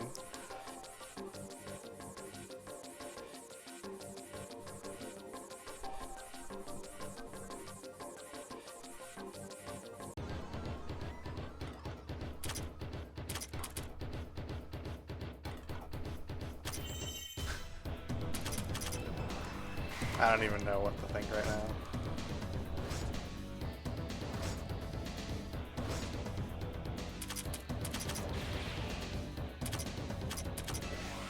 Oh, I probably should kill the other thing.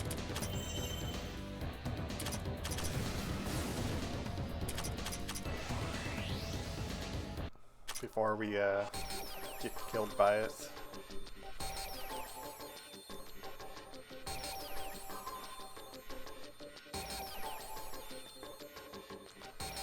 And we'll just look ahead so we don't fucking run into a million other dead ends.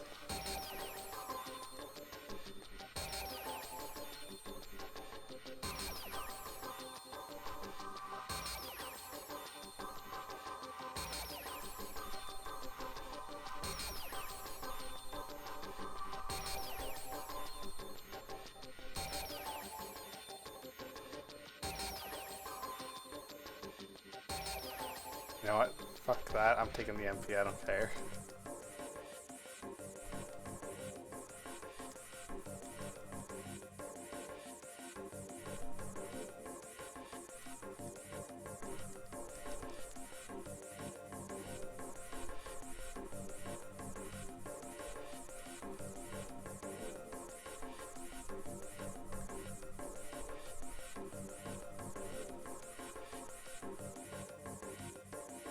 Oh yeah, I remember that episode.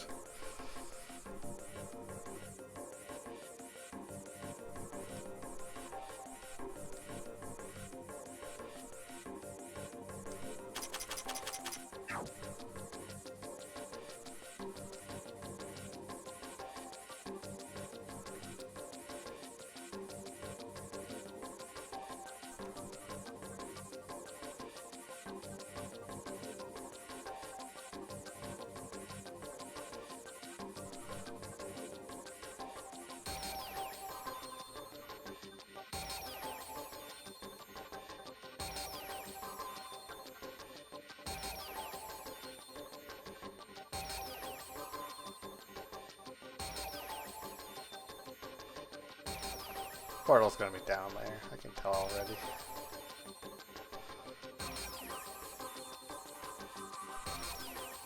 There, let's just go investigate.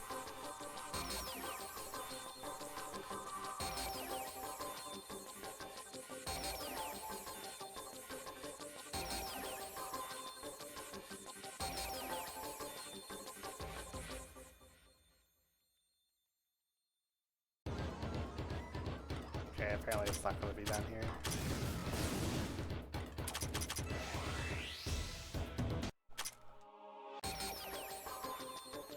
Oh, never mind, it is. It goes way further down.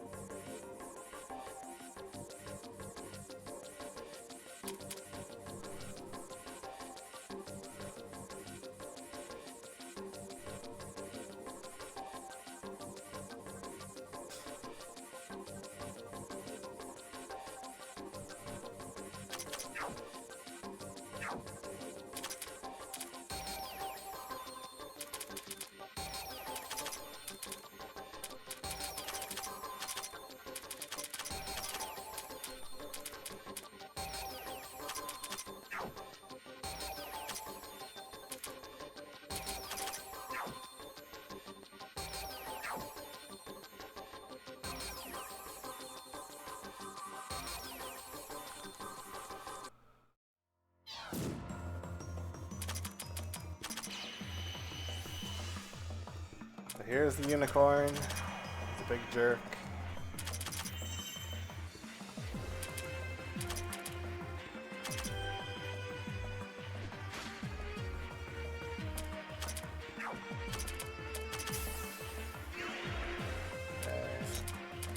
Oh, I have silence. Shit, I didn't realize. I thought I was the only one. I didn't see that one.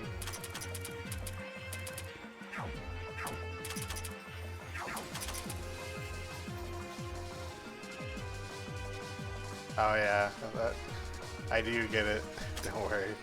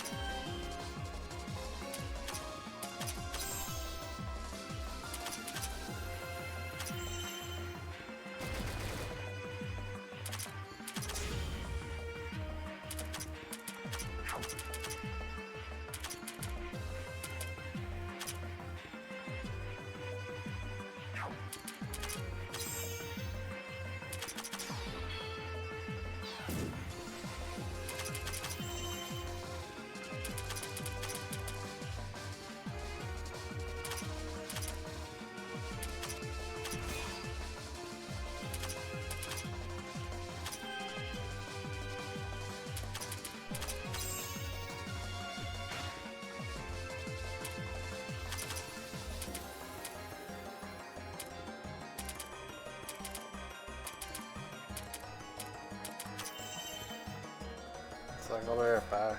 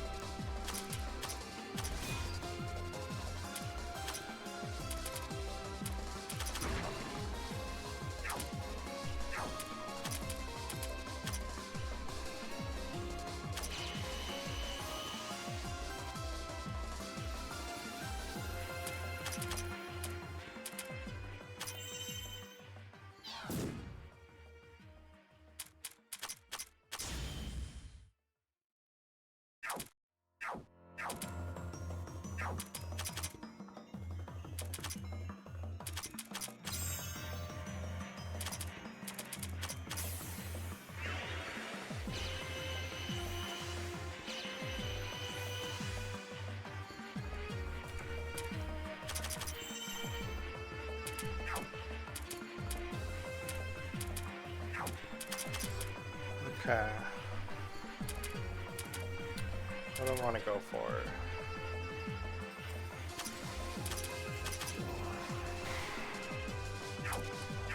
Quite a lot of health.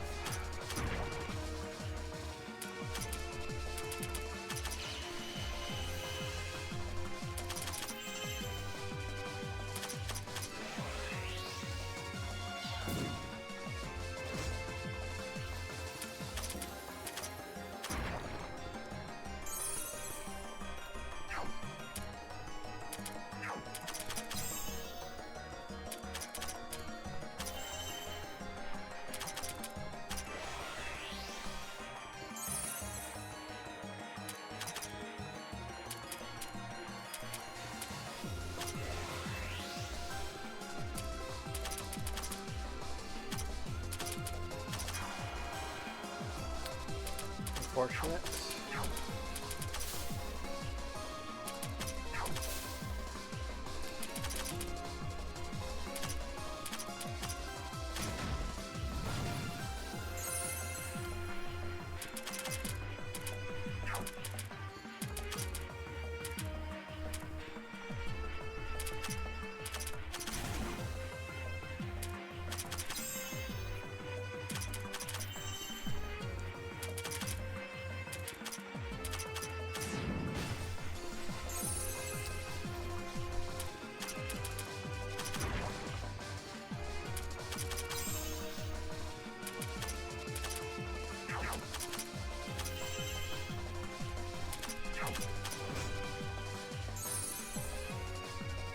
Going a bit worse than I had hoped at this point.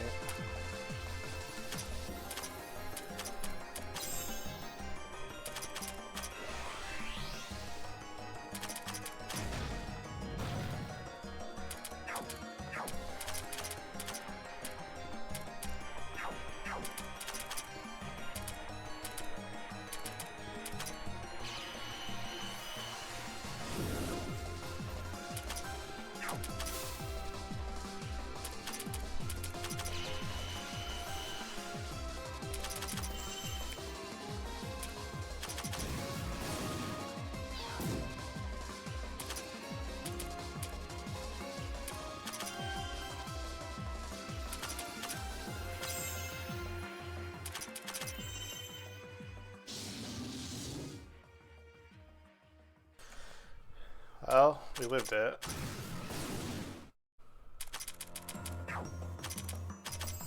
Kinda wish Reimu had... Okay, never mind. We don't need the boost. Huge stat buff from Fantasy Seal Blink is apparently enough.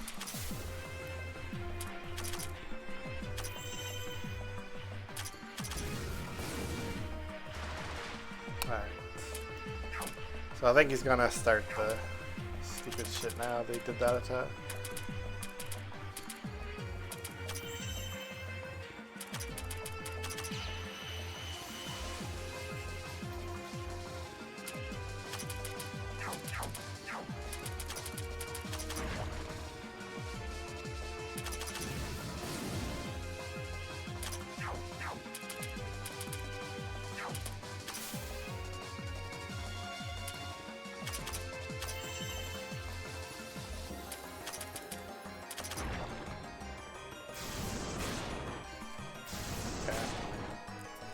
We're fine.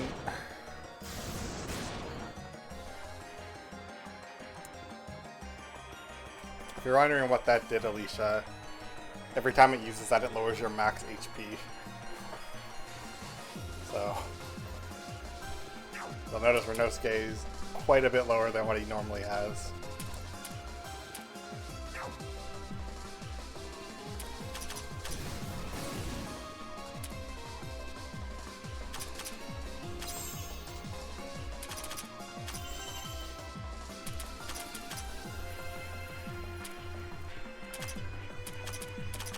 We got Terror.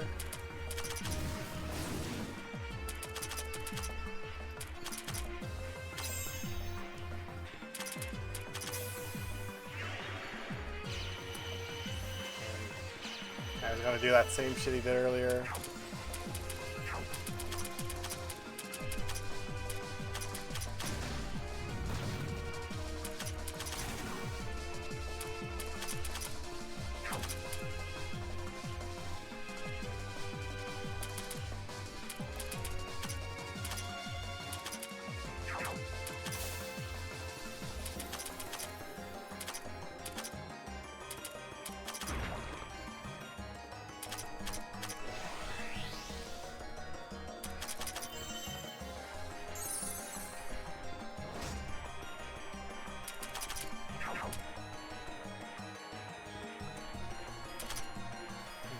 back here.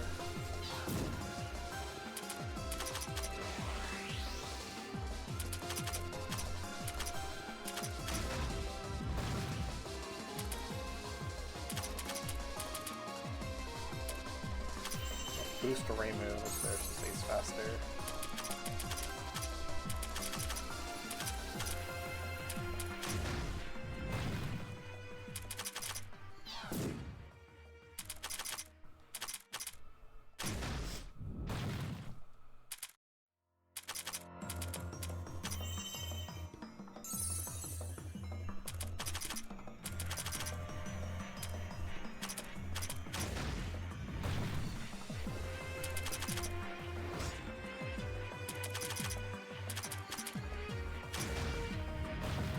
Get rid of that shit as quickly as we can. Go back to tracing.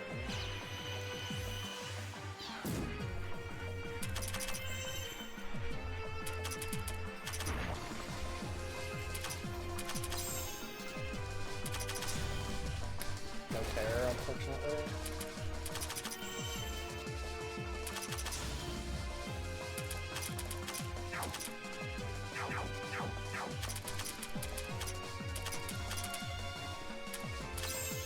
See if we can land it with first.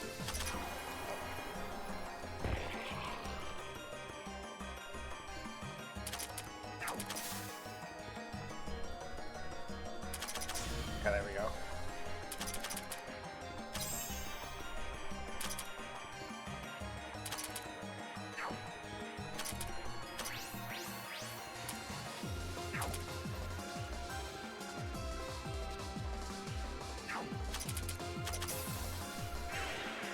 Okay.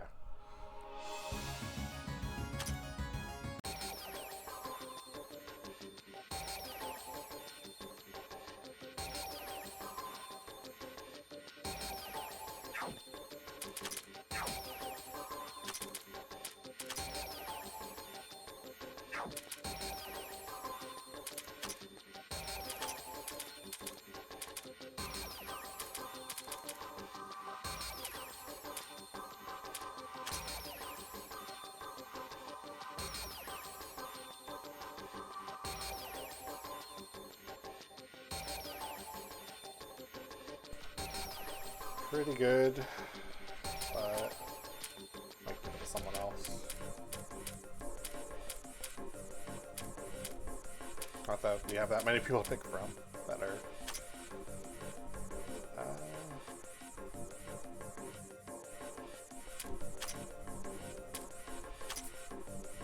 I might actually go with Mommy's Overlap.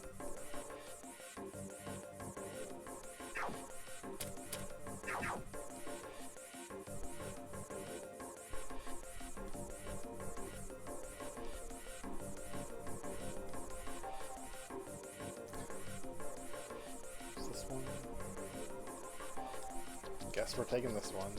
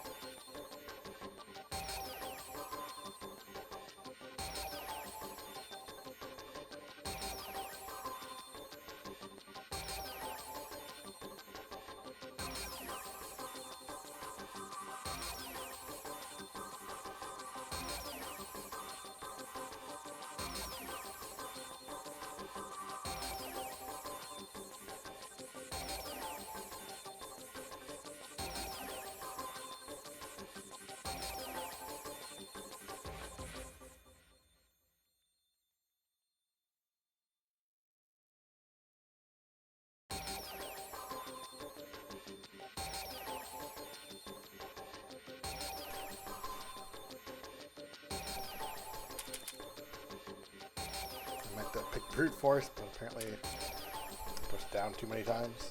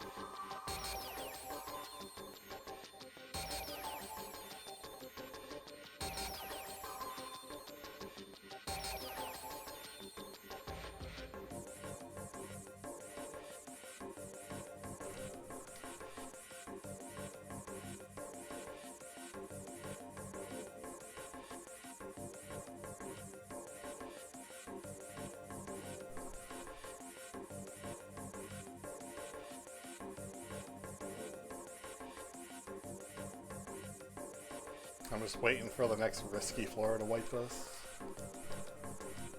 We don't have like an encounter rate down. Wish I should take that.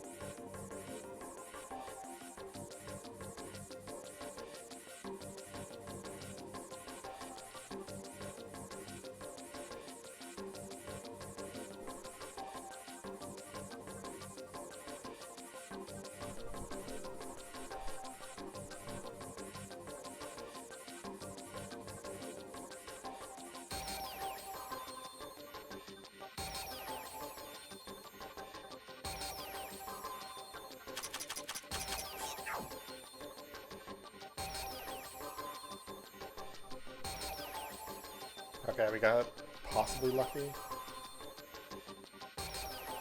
Maybe not. Okay, pretty fine.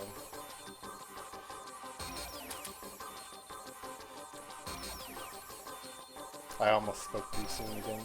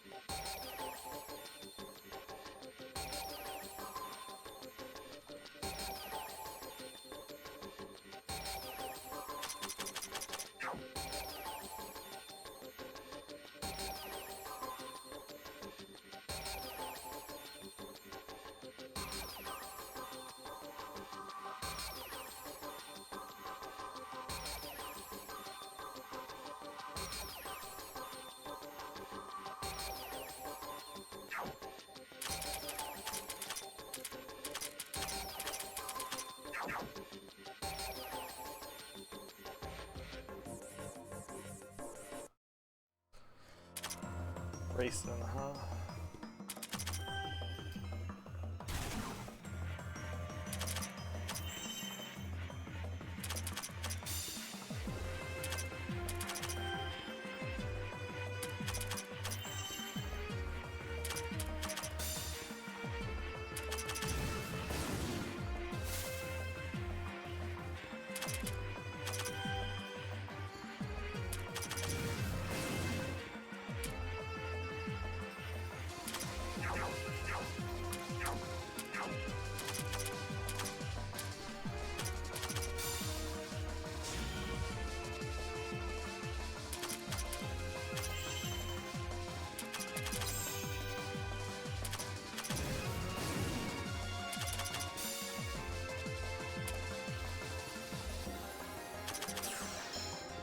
Nice paralysis.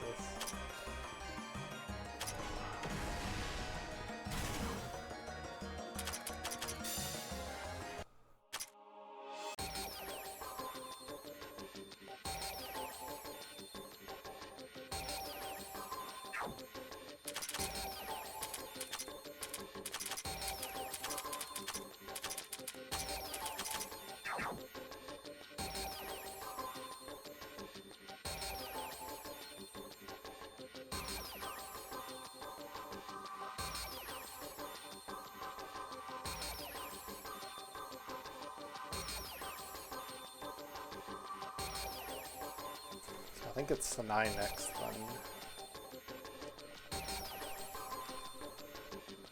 Interested to see how that one's going to go.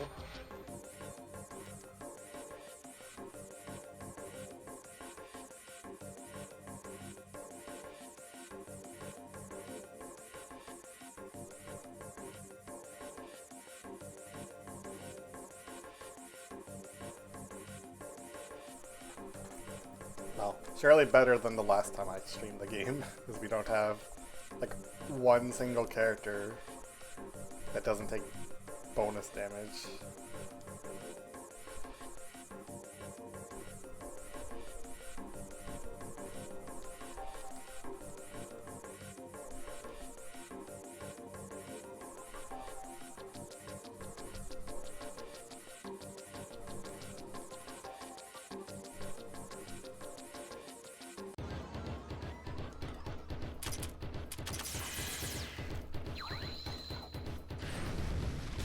Beefy dude right there. Takes 13 million damage and his health bar is barely even scratched.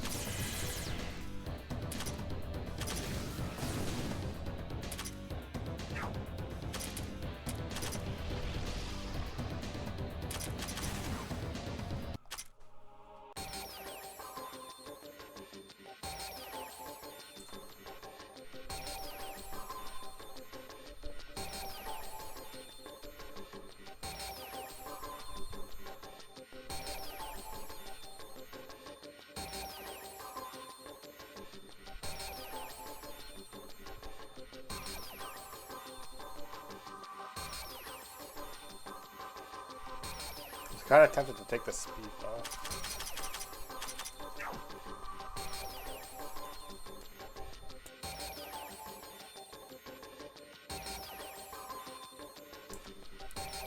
Maybe I should have took this better speed buff. Oh well.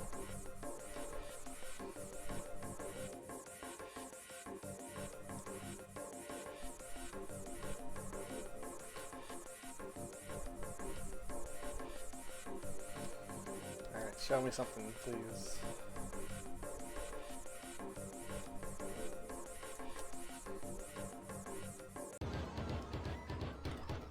Oh boy. 2655.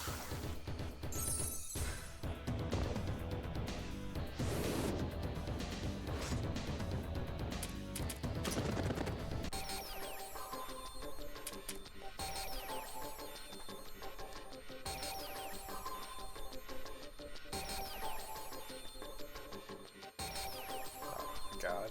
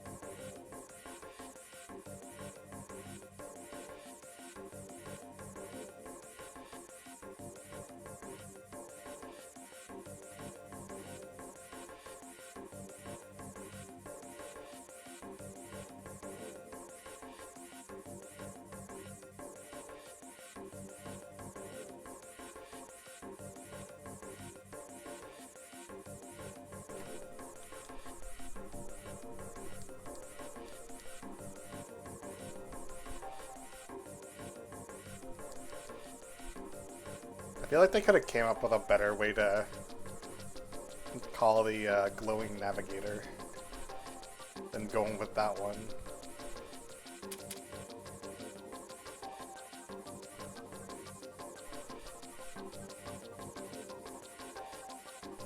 Like, at least Piece of Life is fairly close to Piece of Heart, but like, glowing navigator's not even remotely close to Fairy Navi. Yeah, something like that, Zelda fan, right?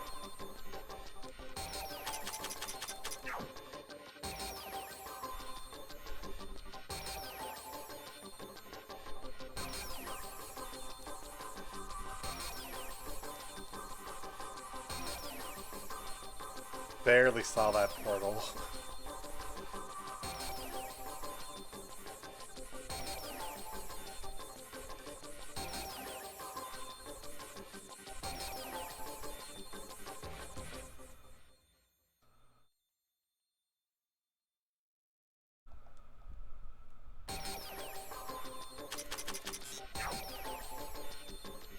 I'm trying to just keep my gems always spent in case we get wrecked by something.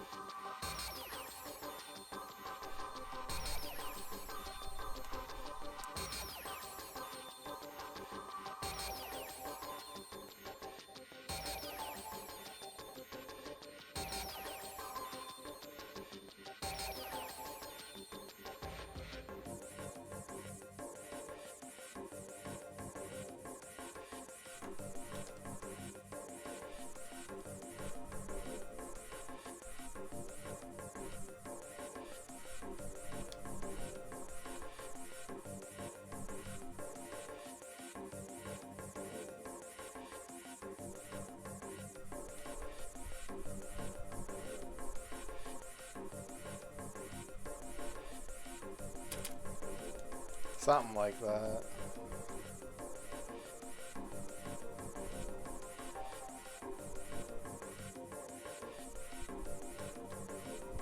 Although I usually don't explore when I'm actually like looting shit. If I don't see stuff instantly, I usually just really leave and re-enter, honestly. Other than like forcibly fight stuff, trying to just see there might be like a chest somewhere.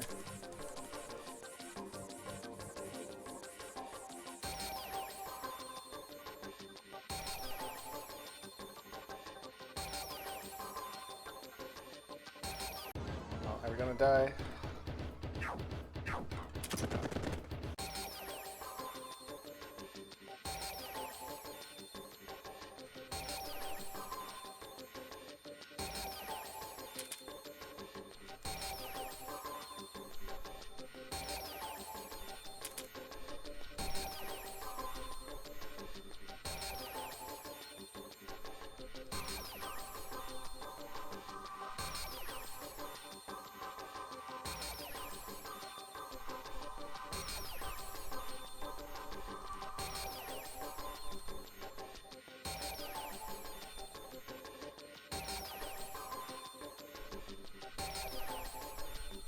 You know, they should have made it so on risky floors, all the chests are free to like incentivize you to actually go for them.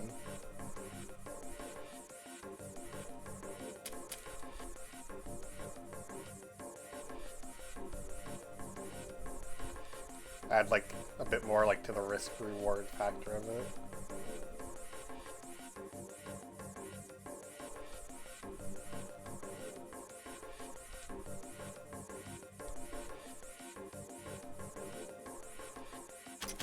I guess there's no real risk if you're using Aya though, but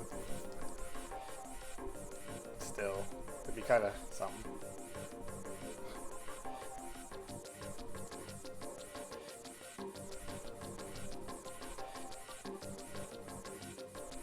If they did that, it would be very miserable, to be honest.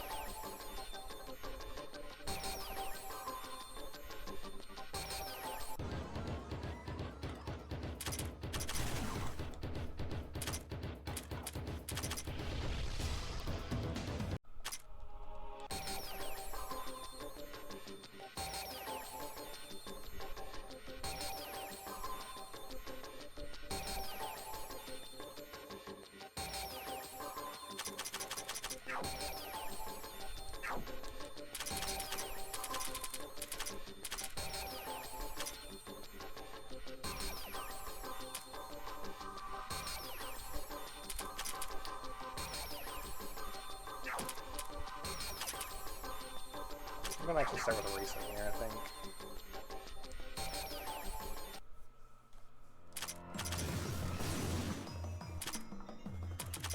Try and just weaken her as much as we can.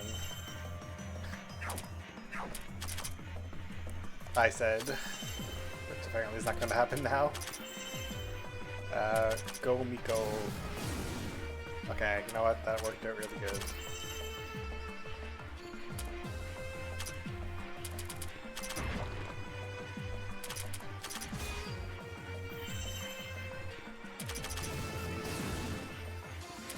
Of course, it keeps the magic buff.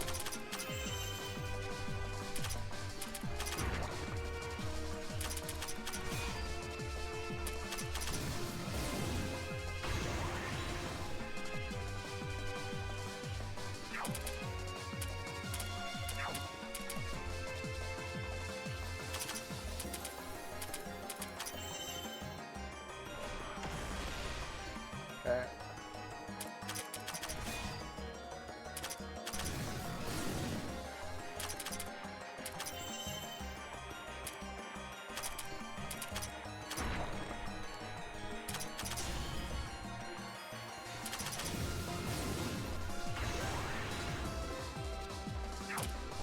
$12,000.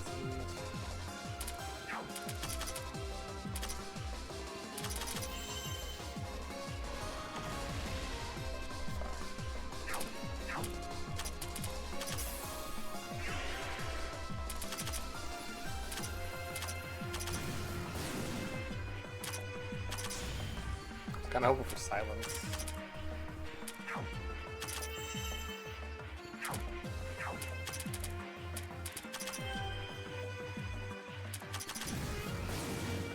Okay. The level advantage prevails.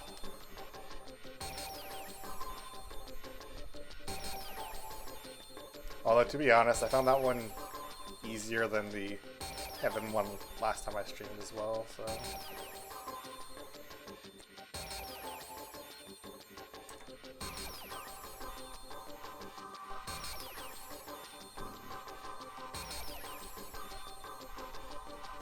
I'm just gonna go with TP. The magic buff is kind of tempting.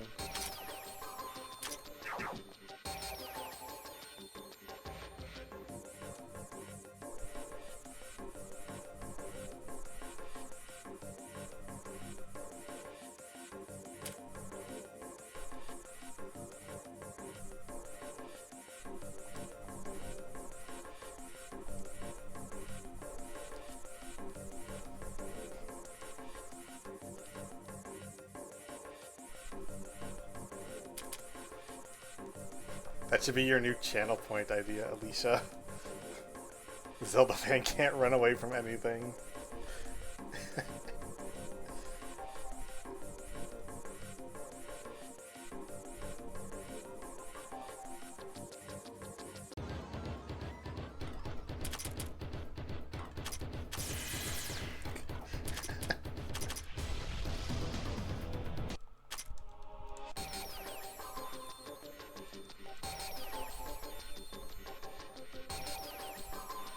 He's not allowed to get the achievement for running away 200 times or get the meteor drive from running away like 50 times in succession.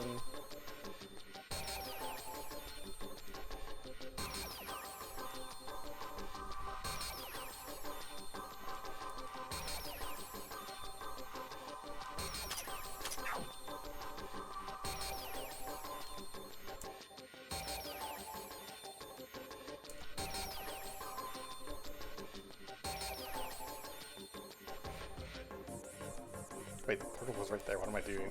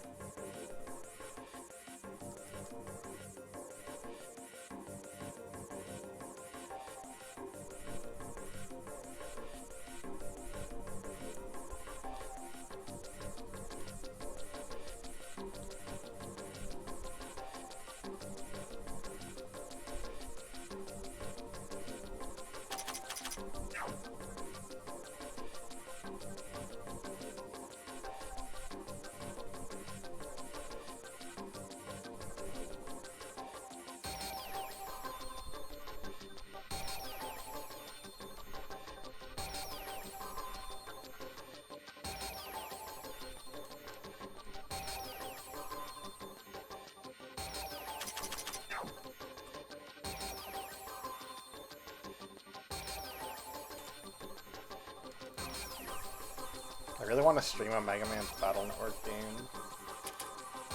But I'm going to want to get 100%, and I really don't want to have to do 100%. Although, I don't even know how doable it is in general because of the fact that some of the games have 2 versions.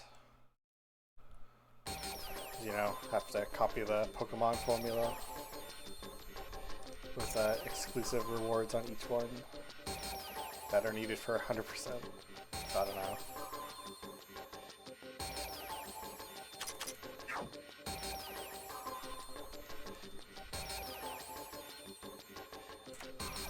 It's a pain.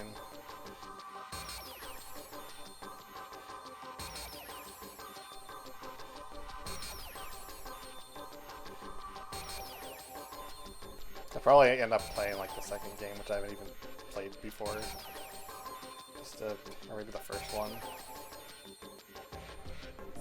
Just for something different. I don't know.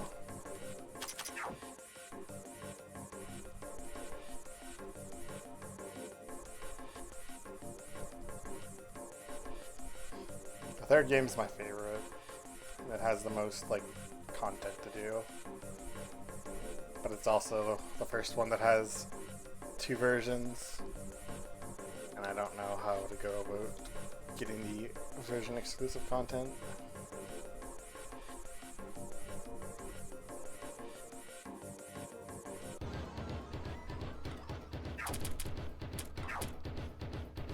Oh boy. This is gonna be a mistake. Oh yeah. You know what, I'm gonna run. We're gonna get killed by that stupid eyeball in the back.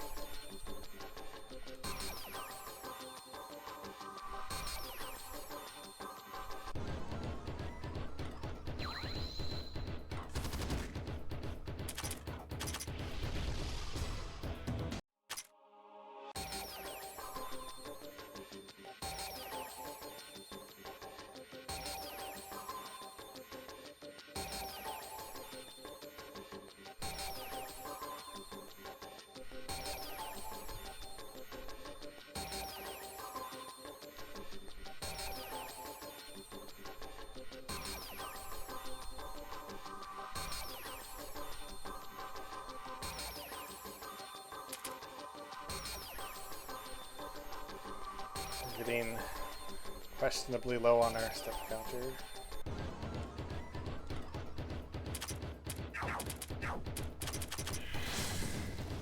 That is not Tokyo.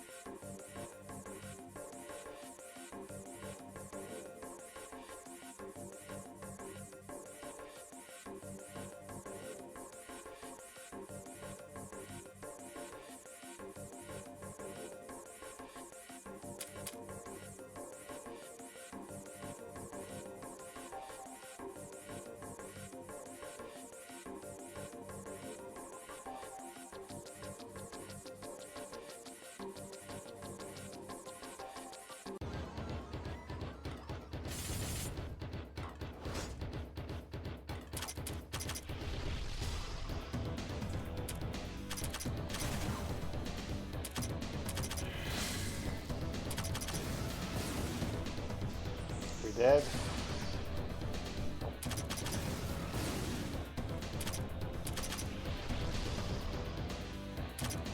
Should I just kicked it?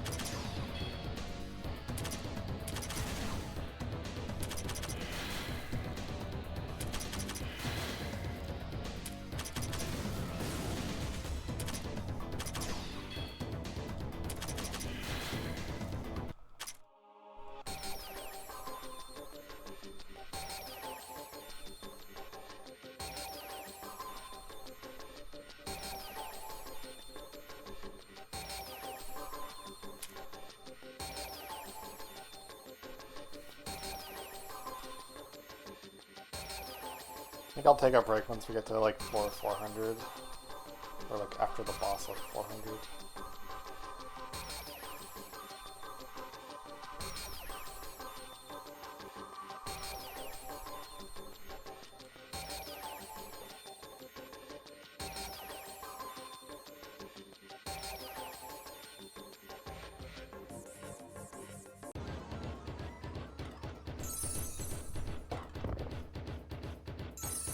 I think I know what you're referring to. Oh, that's not good.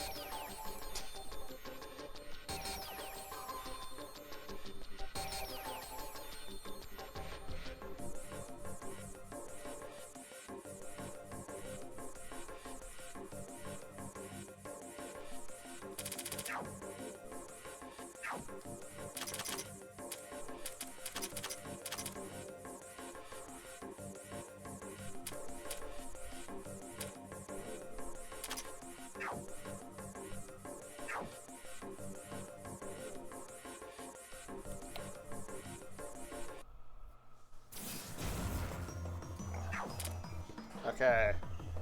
Must remember no debuffs. Let's see how long we can last without fucking it up.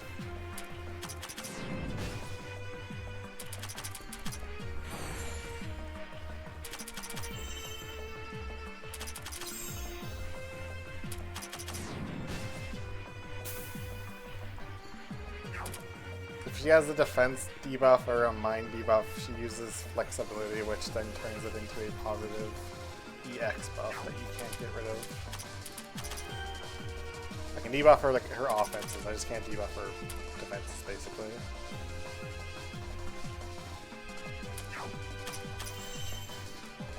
Problem is I don't have a way to debuff just her magic because Renosuke will debuff everything if I use him. And so will Miko, and so will Racing.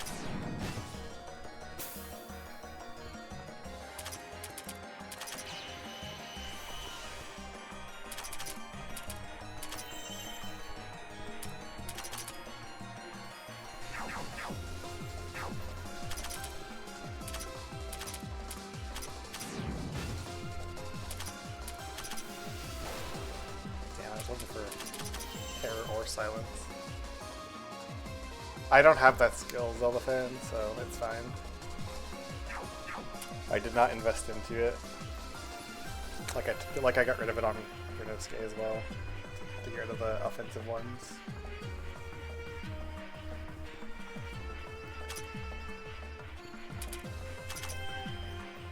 Waste of skill points.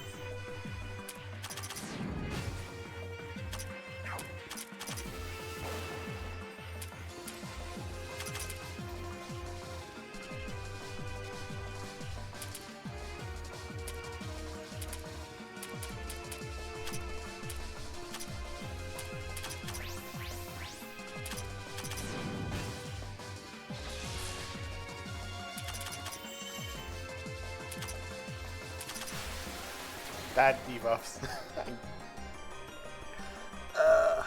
I mean, the fight's over anyway, but I knew I was going to fucking use something that would.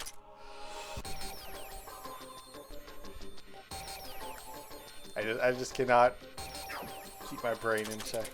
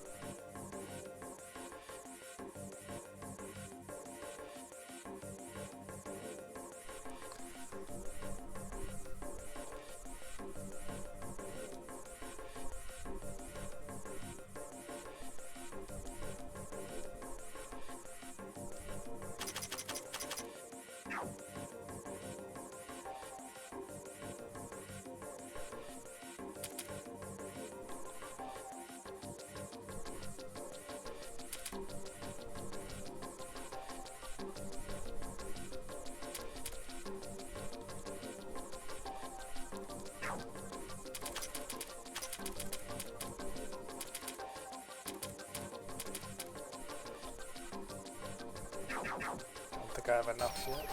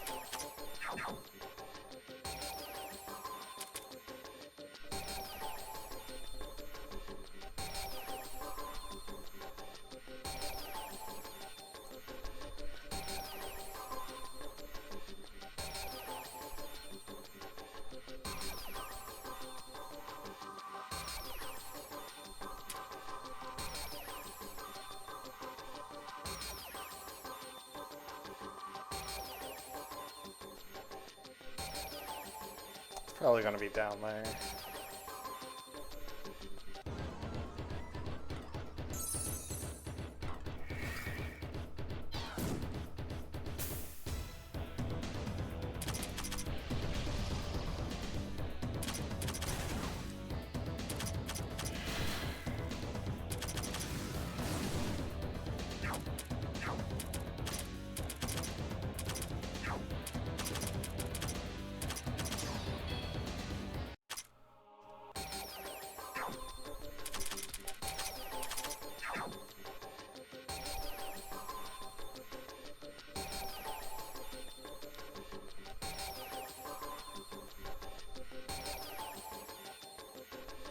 Okay, I see it. I'm glad I was wrong and it was up here instead.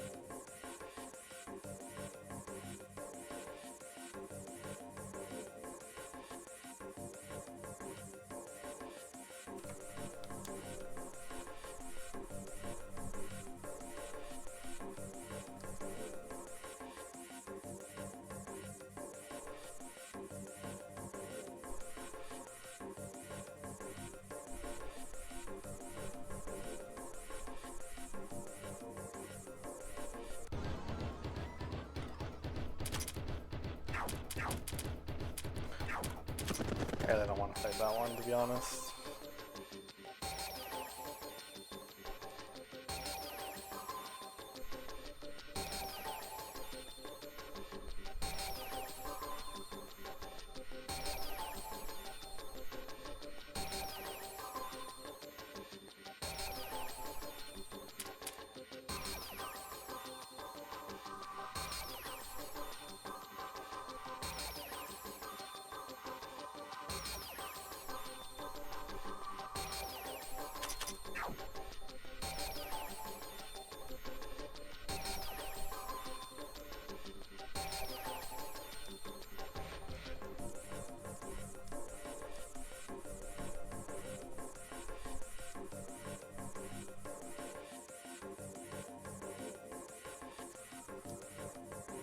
To be honest, there's a lot of songs in the game like that, like the desert theme goes on for pretty long if you actually listen to it. But you just never will actually hear the full thing because of the fact that you get encounters too often. That's one of the things I wish they would change in the next game. Would be making it so the music just continues where it left off.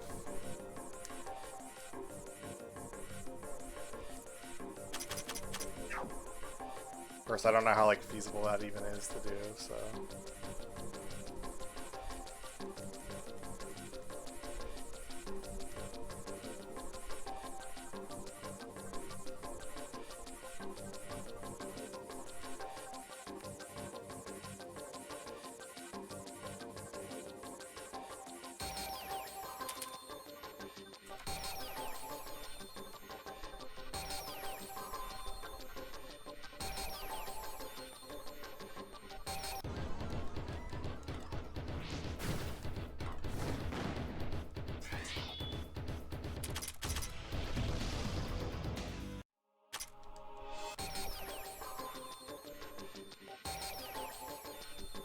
It's also one of the things I really wish was in the first Labyrinth of Touhou, because that game has some songs I really like the Stratum with Alice.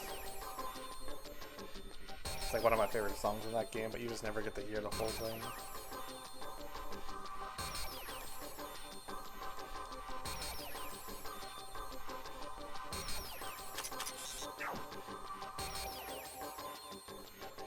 Even the first floor, honestly, has really good music that you don't get to hear just because you get battles too often.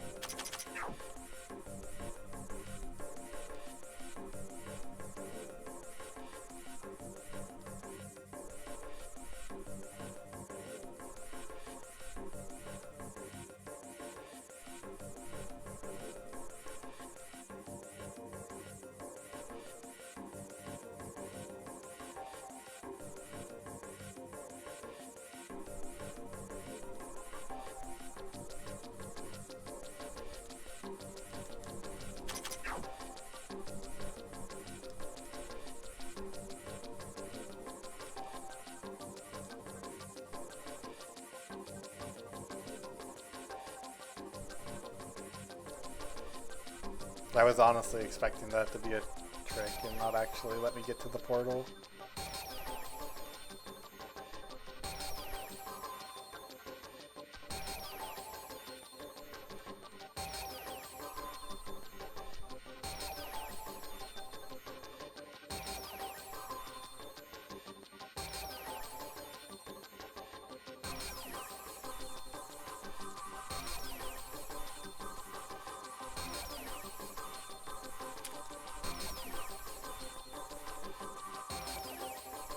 Twenty infinity gems, that's really good.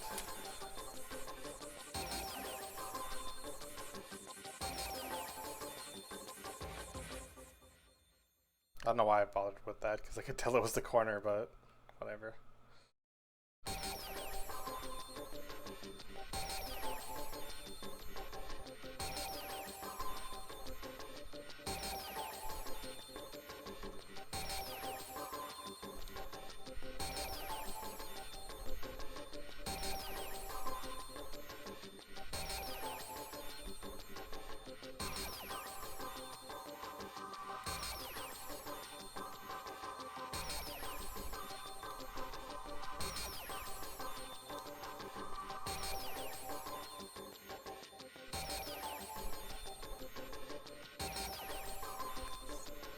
Getting a little spooky.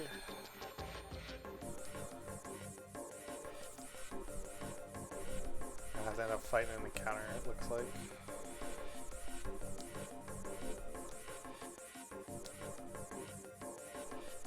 It's probably right up there. Yeah, it's just one enemy.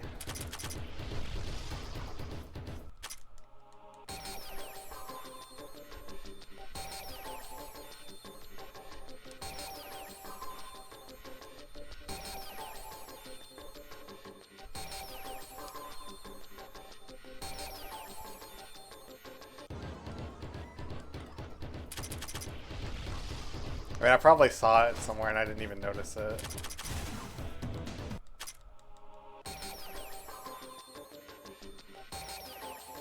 Yeah.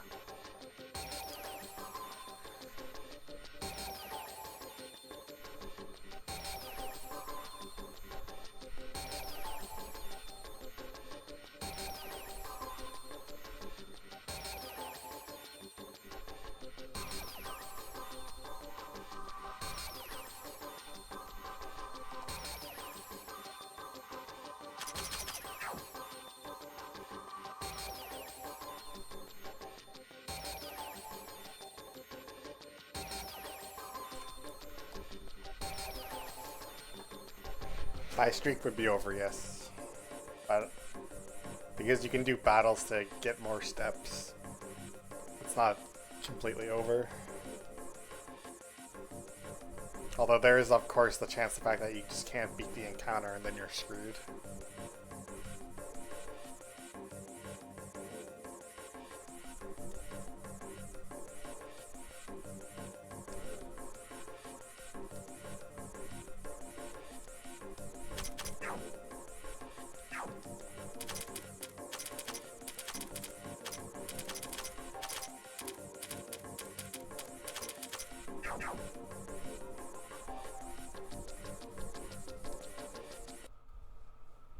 Oh, it's Suika.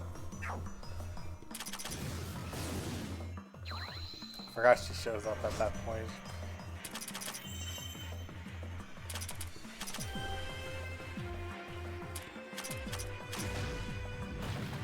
Okay, I was expecting to miss, so I'm kind of glad I didn't. Oh, fuck, that does a lot.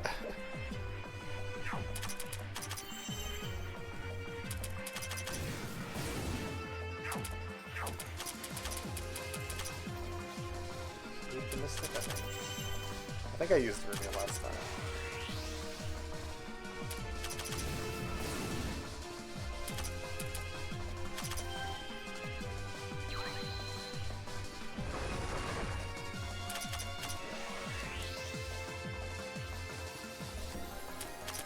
Yeah, I remember now. Her gimmick is she'll buff her magic in magic defense, which is mine, DMMD.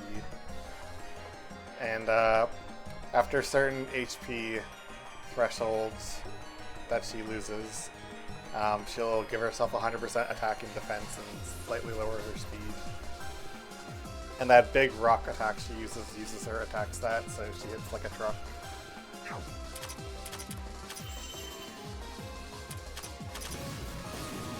However, she is very susceptible to debuffs.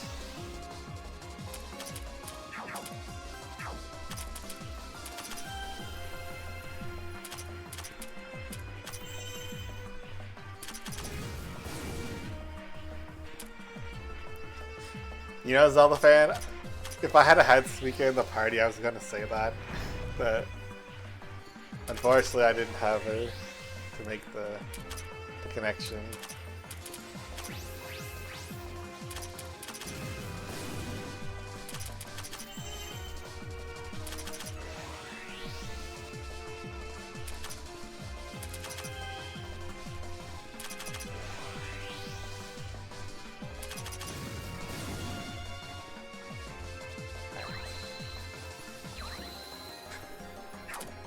Nice. Just took off the buff just to put it back on.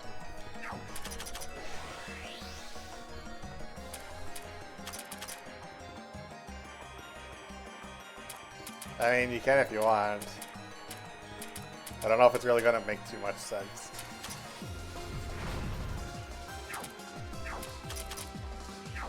Oh right, she attacked like 3 times, so she like... Or she acted like 3 times with that buff shit, so it like depleted her debuffs like super fast. I was like, what the hell, is she only at 20% now?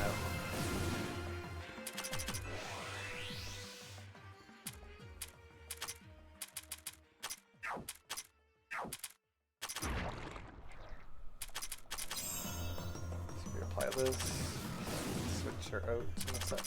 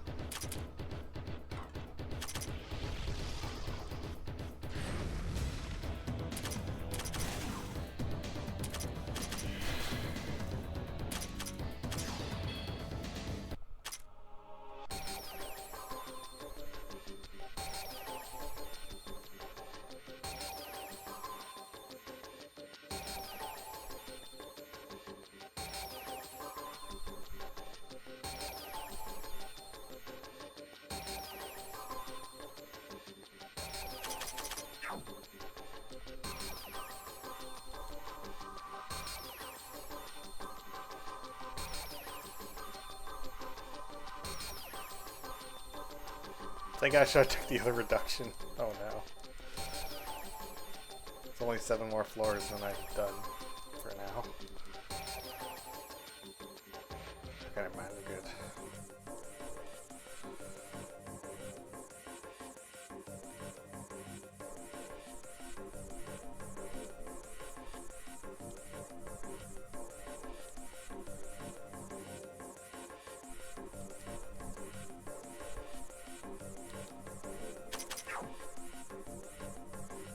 Hello again, leaning green.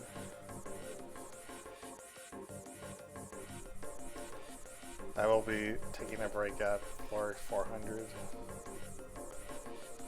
Or after the boss of that floor, rather.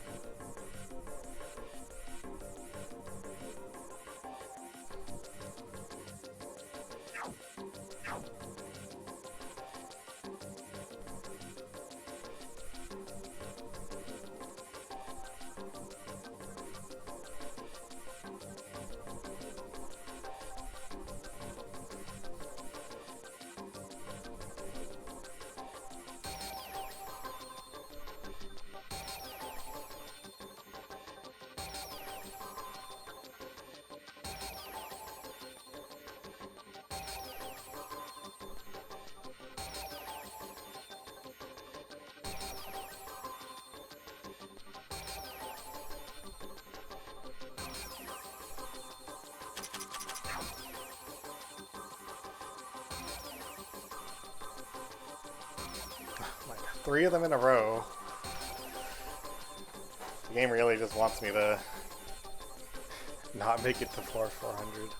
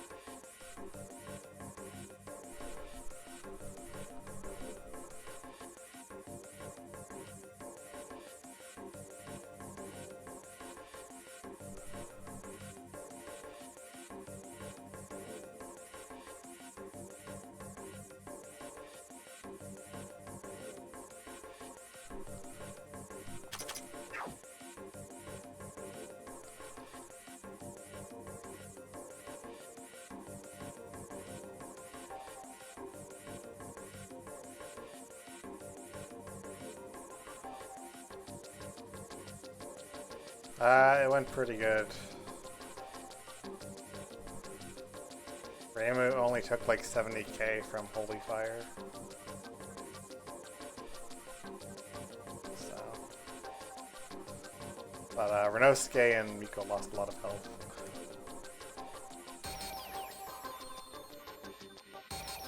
And unfortunately the Unicorn recovered a lot during the first invincibility phase.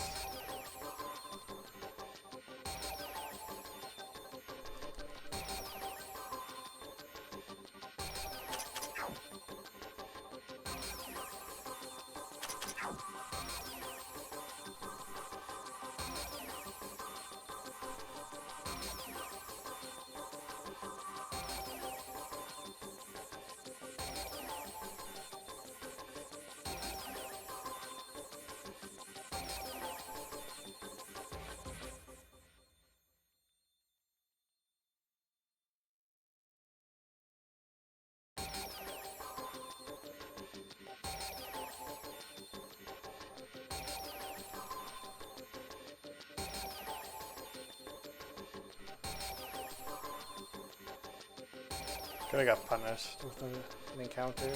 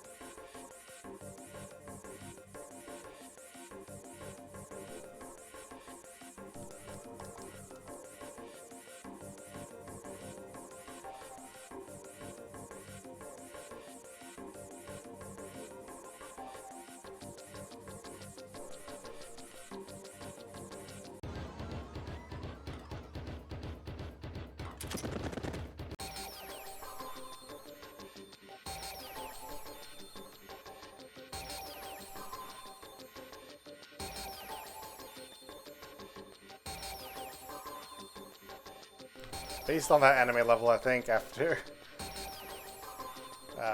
this floor, since I'm taking a break anyway, I think I'll cash in all my money in level up bonuses, or just level ups in general.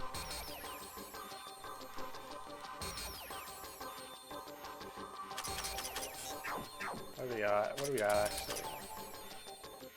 1.1 billion.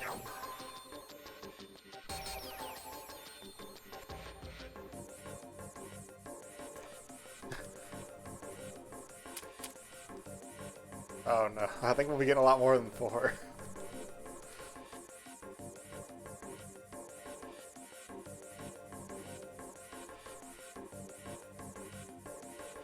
Probably closer to like 400.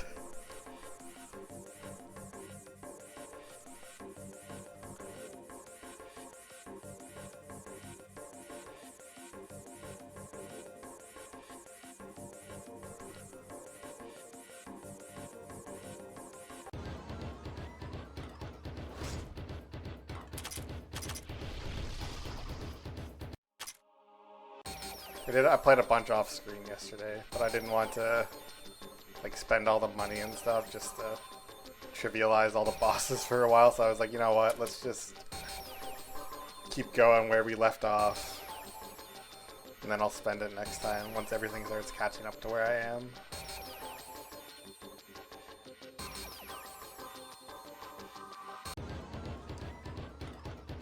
It's mainly the unicorn, really. I didn't want to like have that fight be a complete joke. Are we dead? No shock. Yeah, I'm running.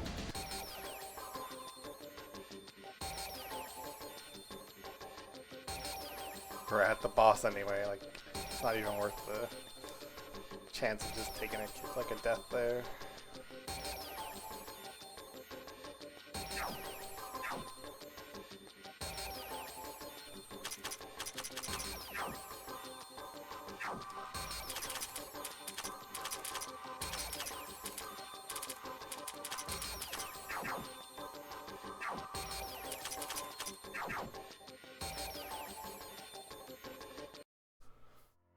Oh no, not another boss I have to not debuff.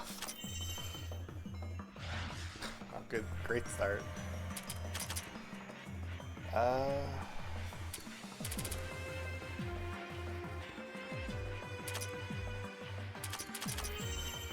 Hit Terra maybe?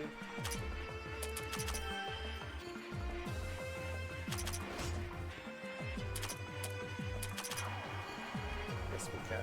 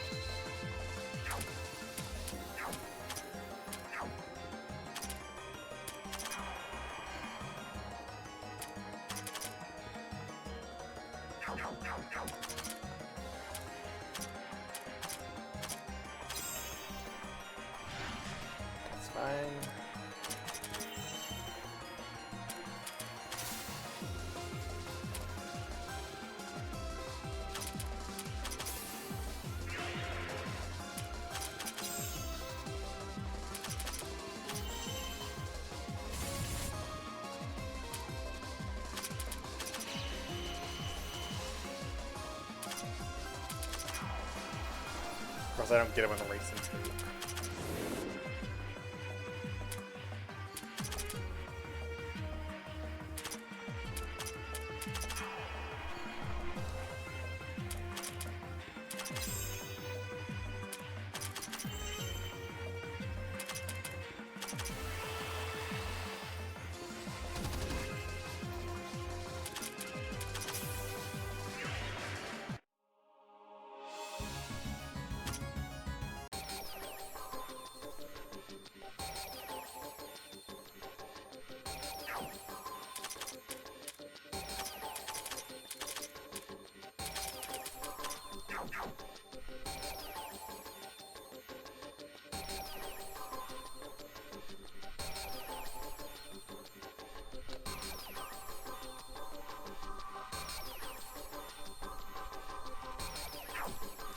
Worth it. Let's just save first before we do anything else.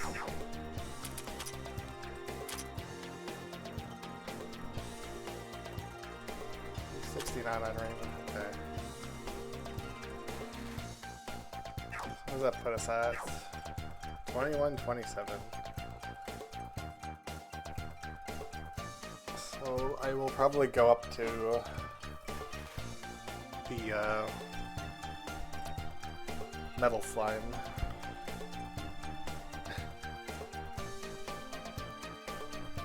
Yeah, both the right level for upgraded Orochi. That's funny. Right, we have a lot of infinity gems I need to spend as well.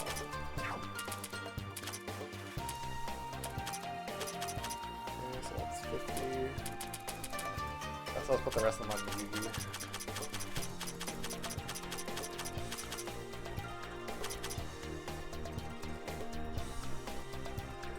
Make sure we can punch the dragon really hard.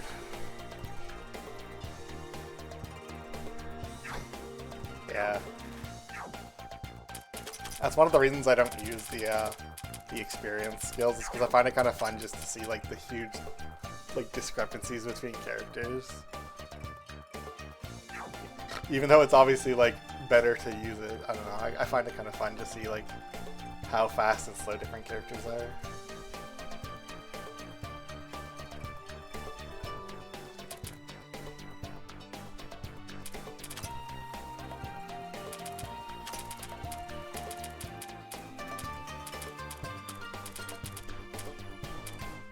Bedroom 10%.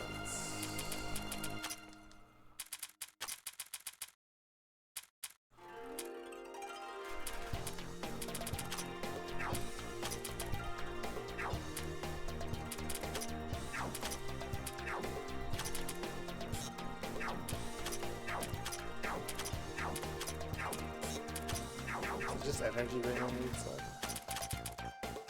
Yeah, okay, we just need 4 more TP gems and that's another achievement done. Or TP jewels, rather.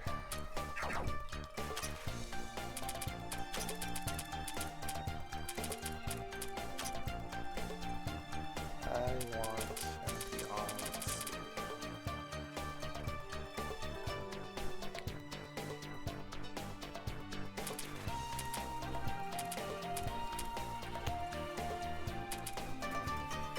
That was put on the size.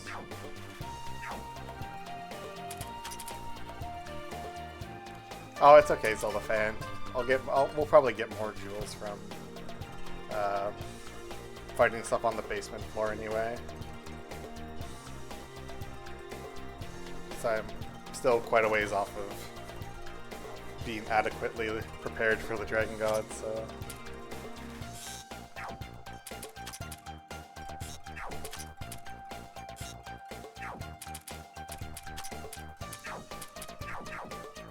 Is there anything else I want to use?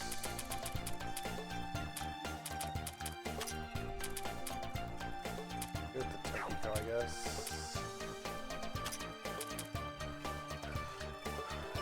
This HP boost. I'll get that to UV actually.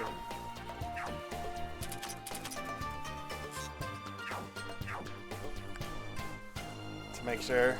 We have a better chance of surviving the stupid breath attack.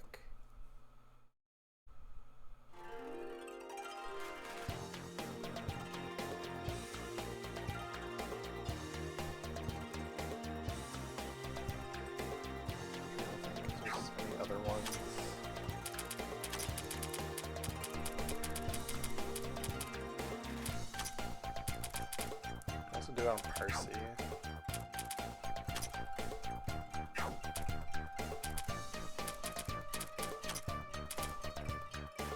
Kogasa's gonna have this. No, let's give one to Kogasa, I think. We need that defense boost it. I am slacking the thing. There you go, Kogasa.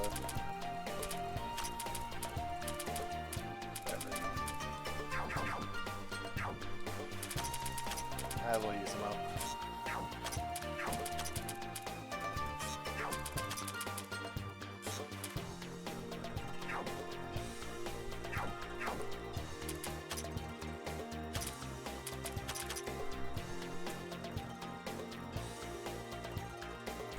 But anyway, that'll be it for now.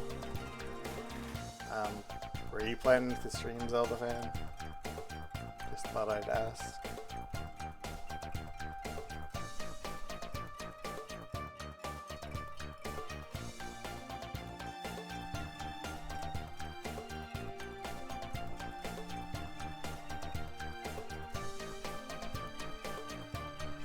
No worries if the answer is no. I'm just wondering.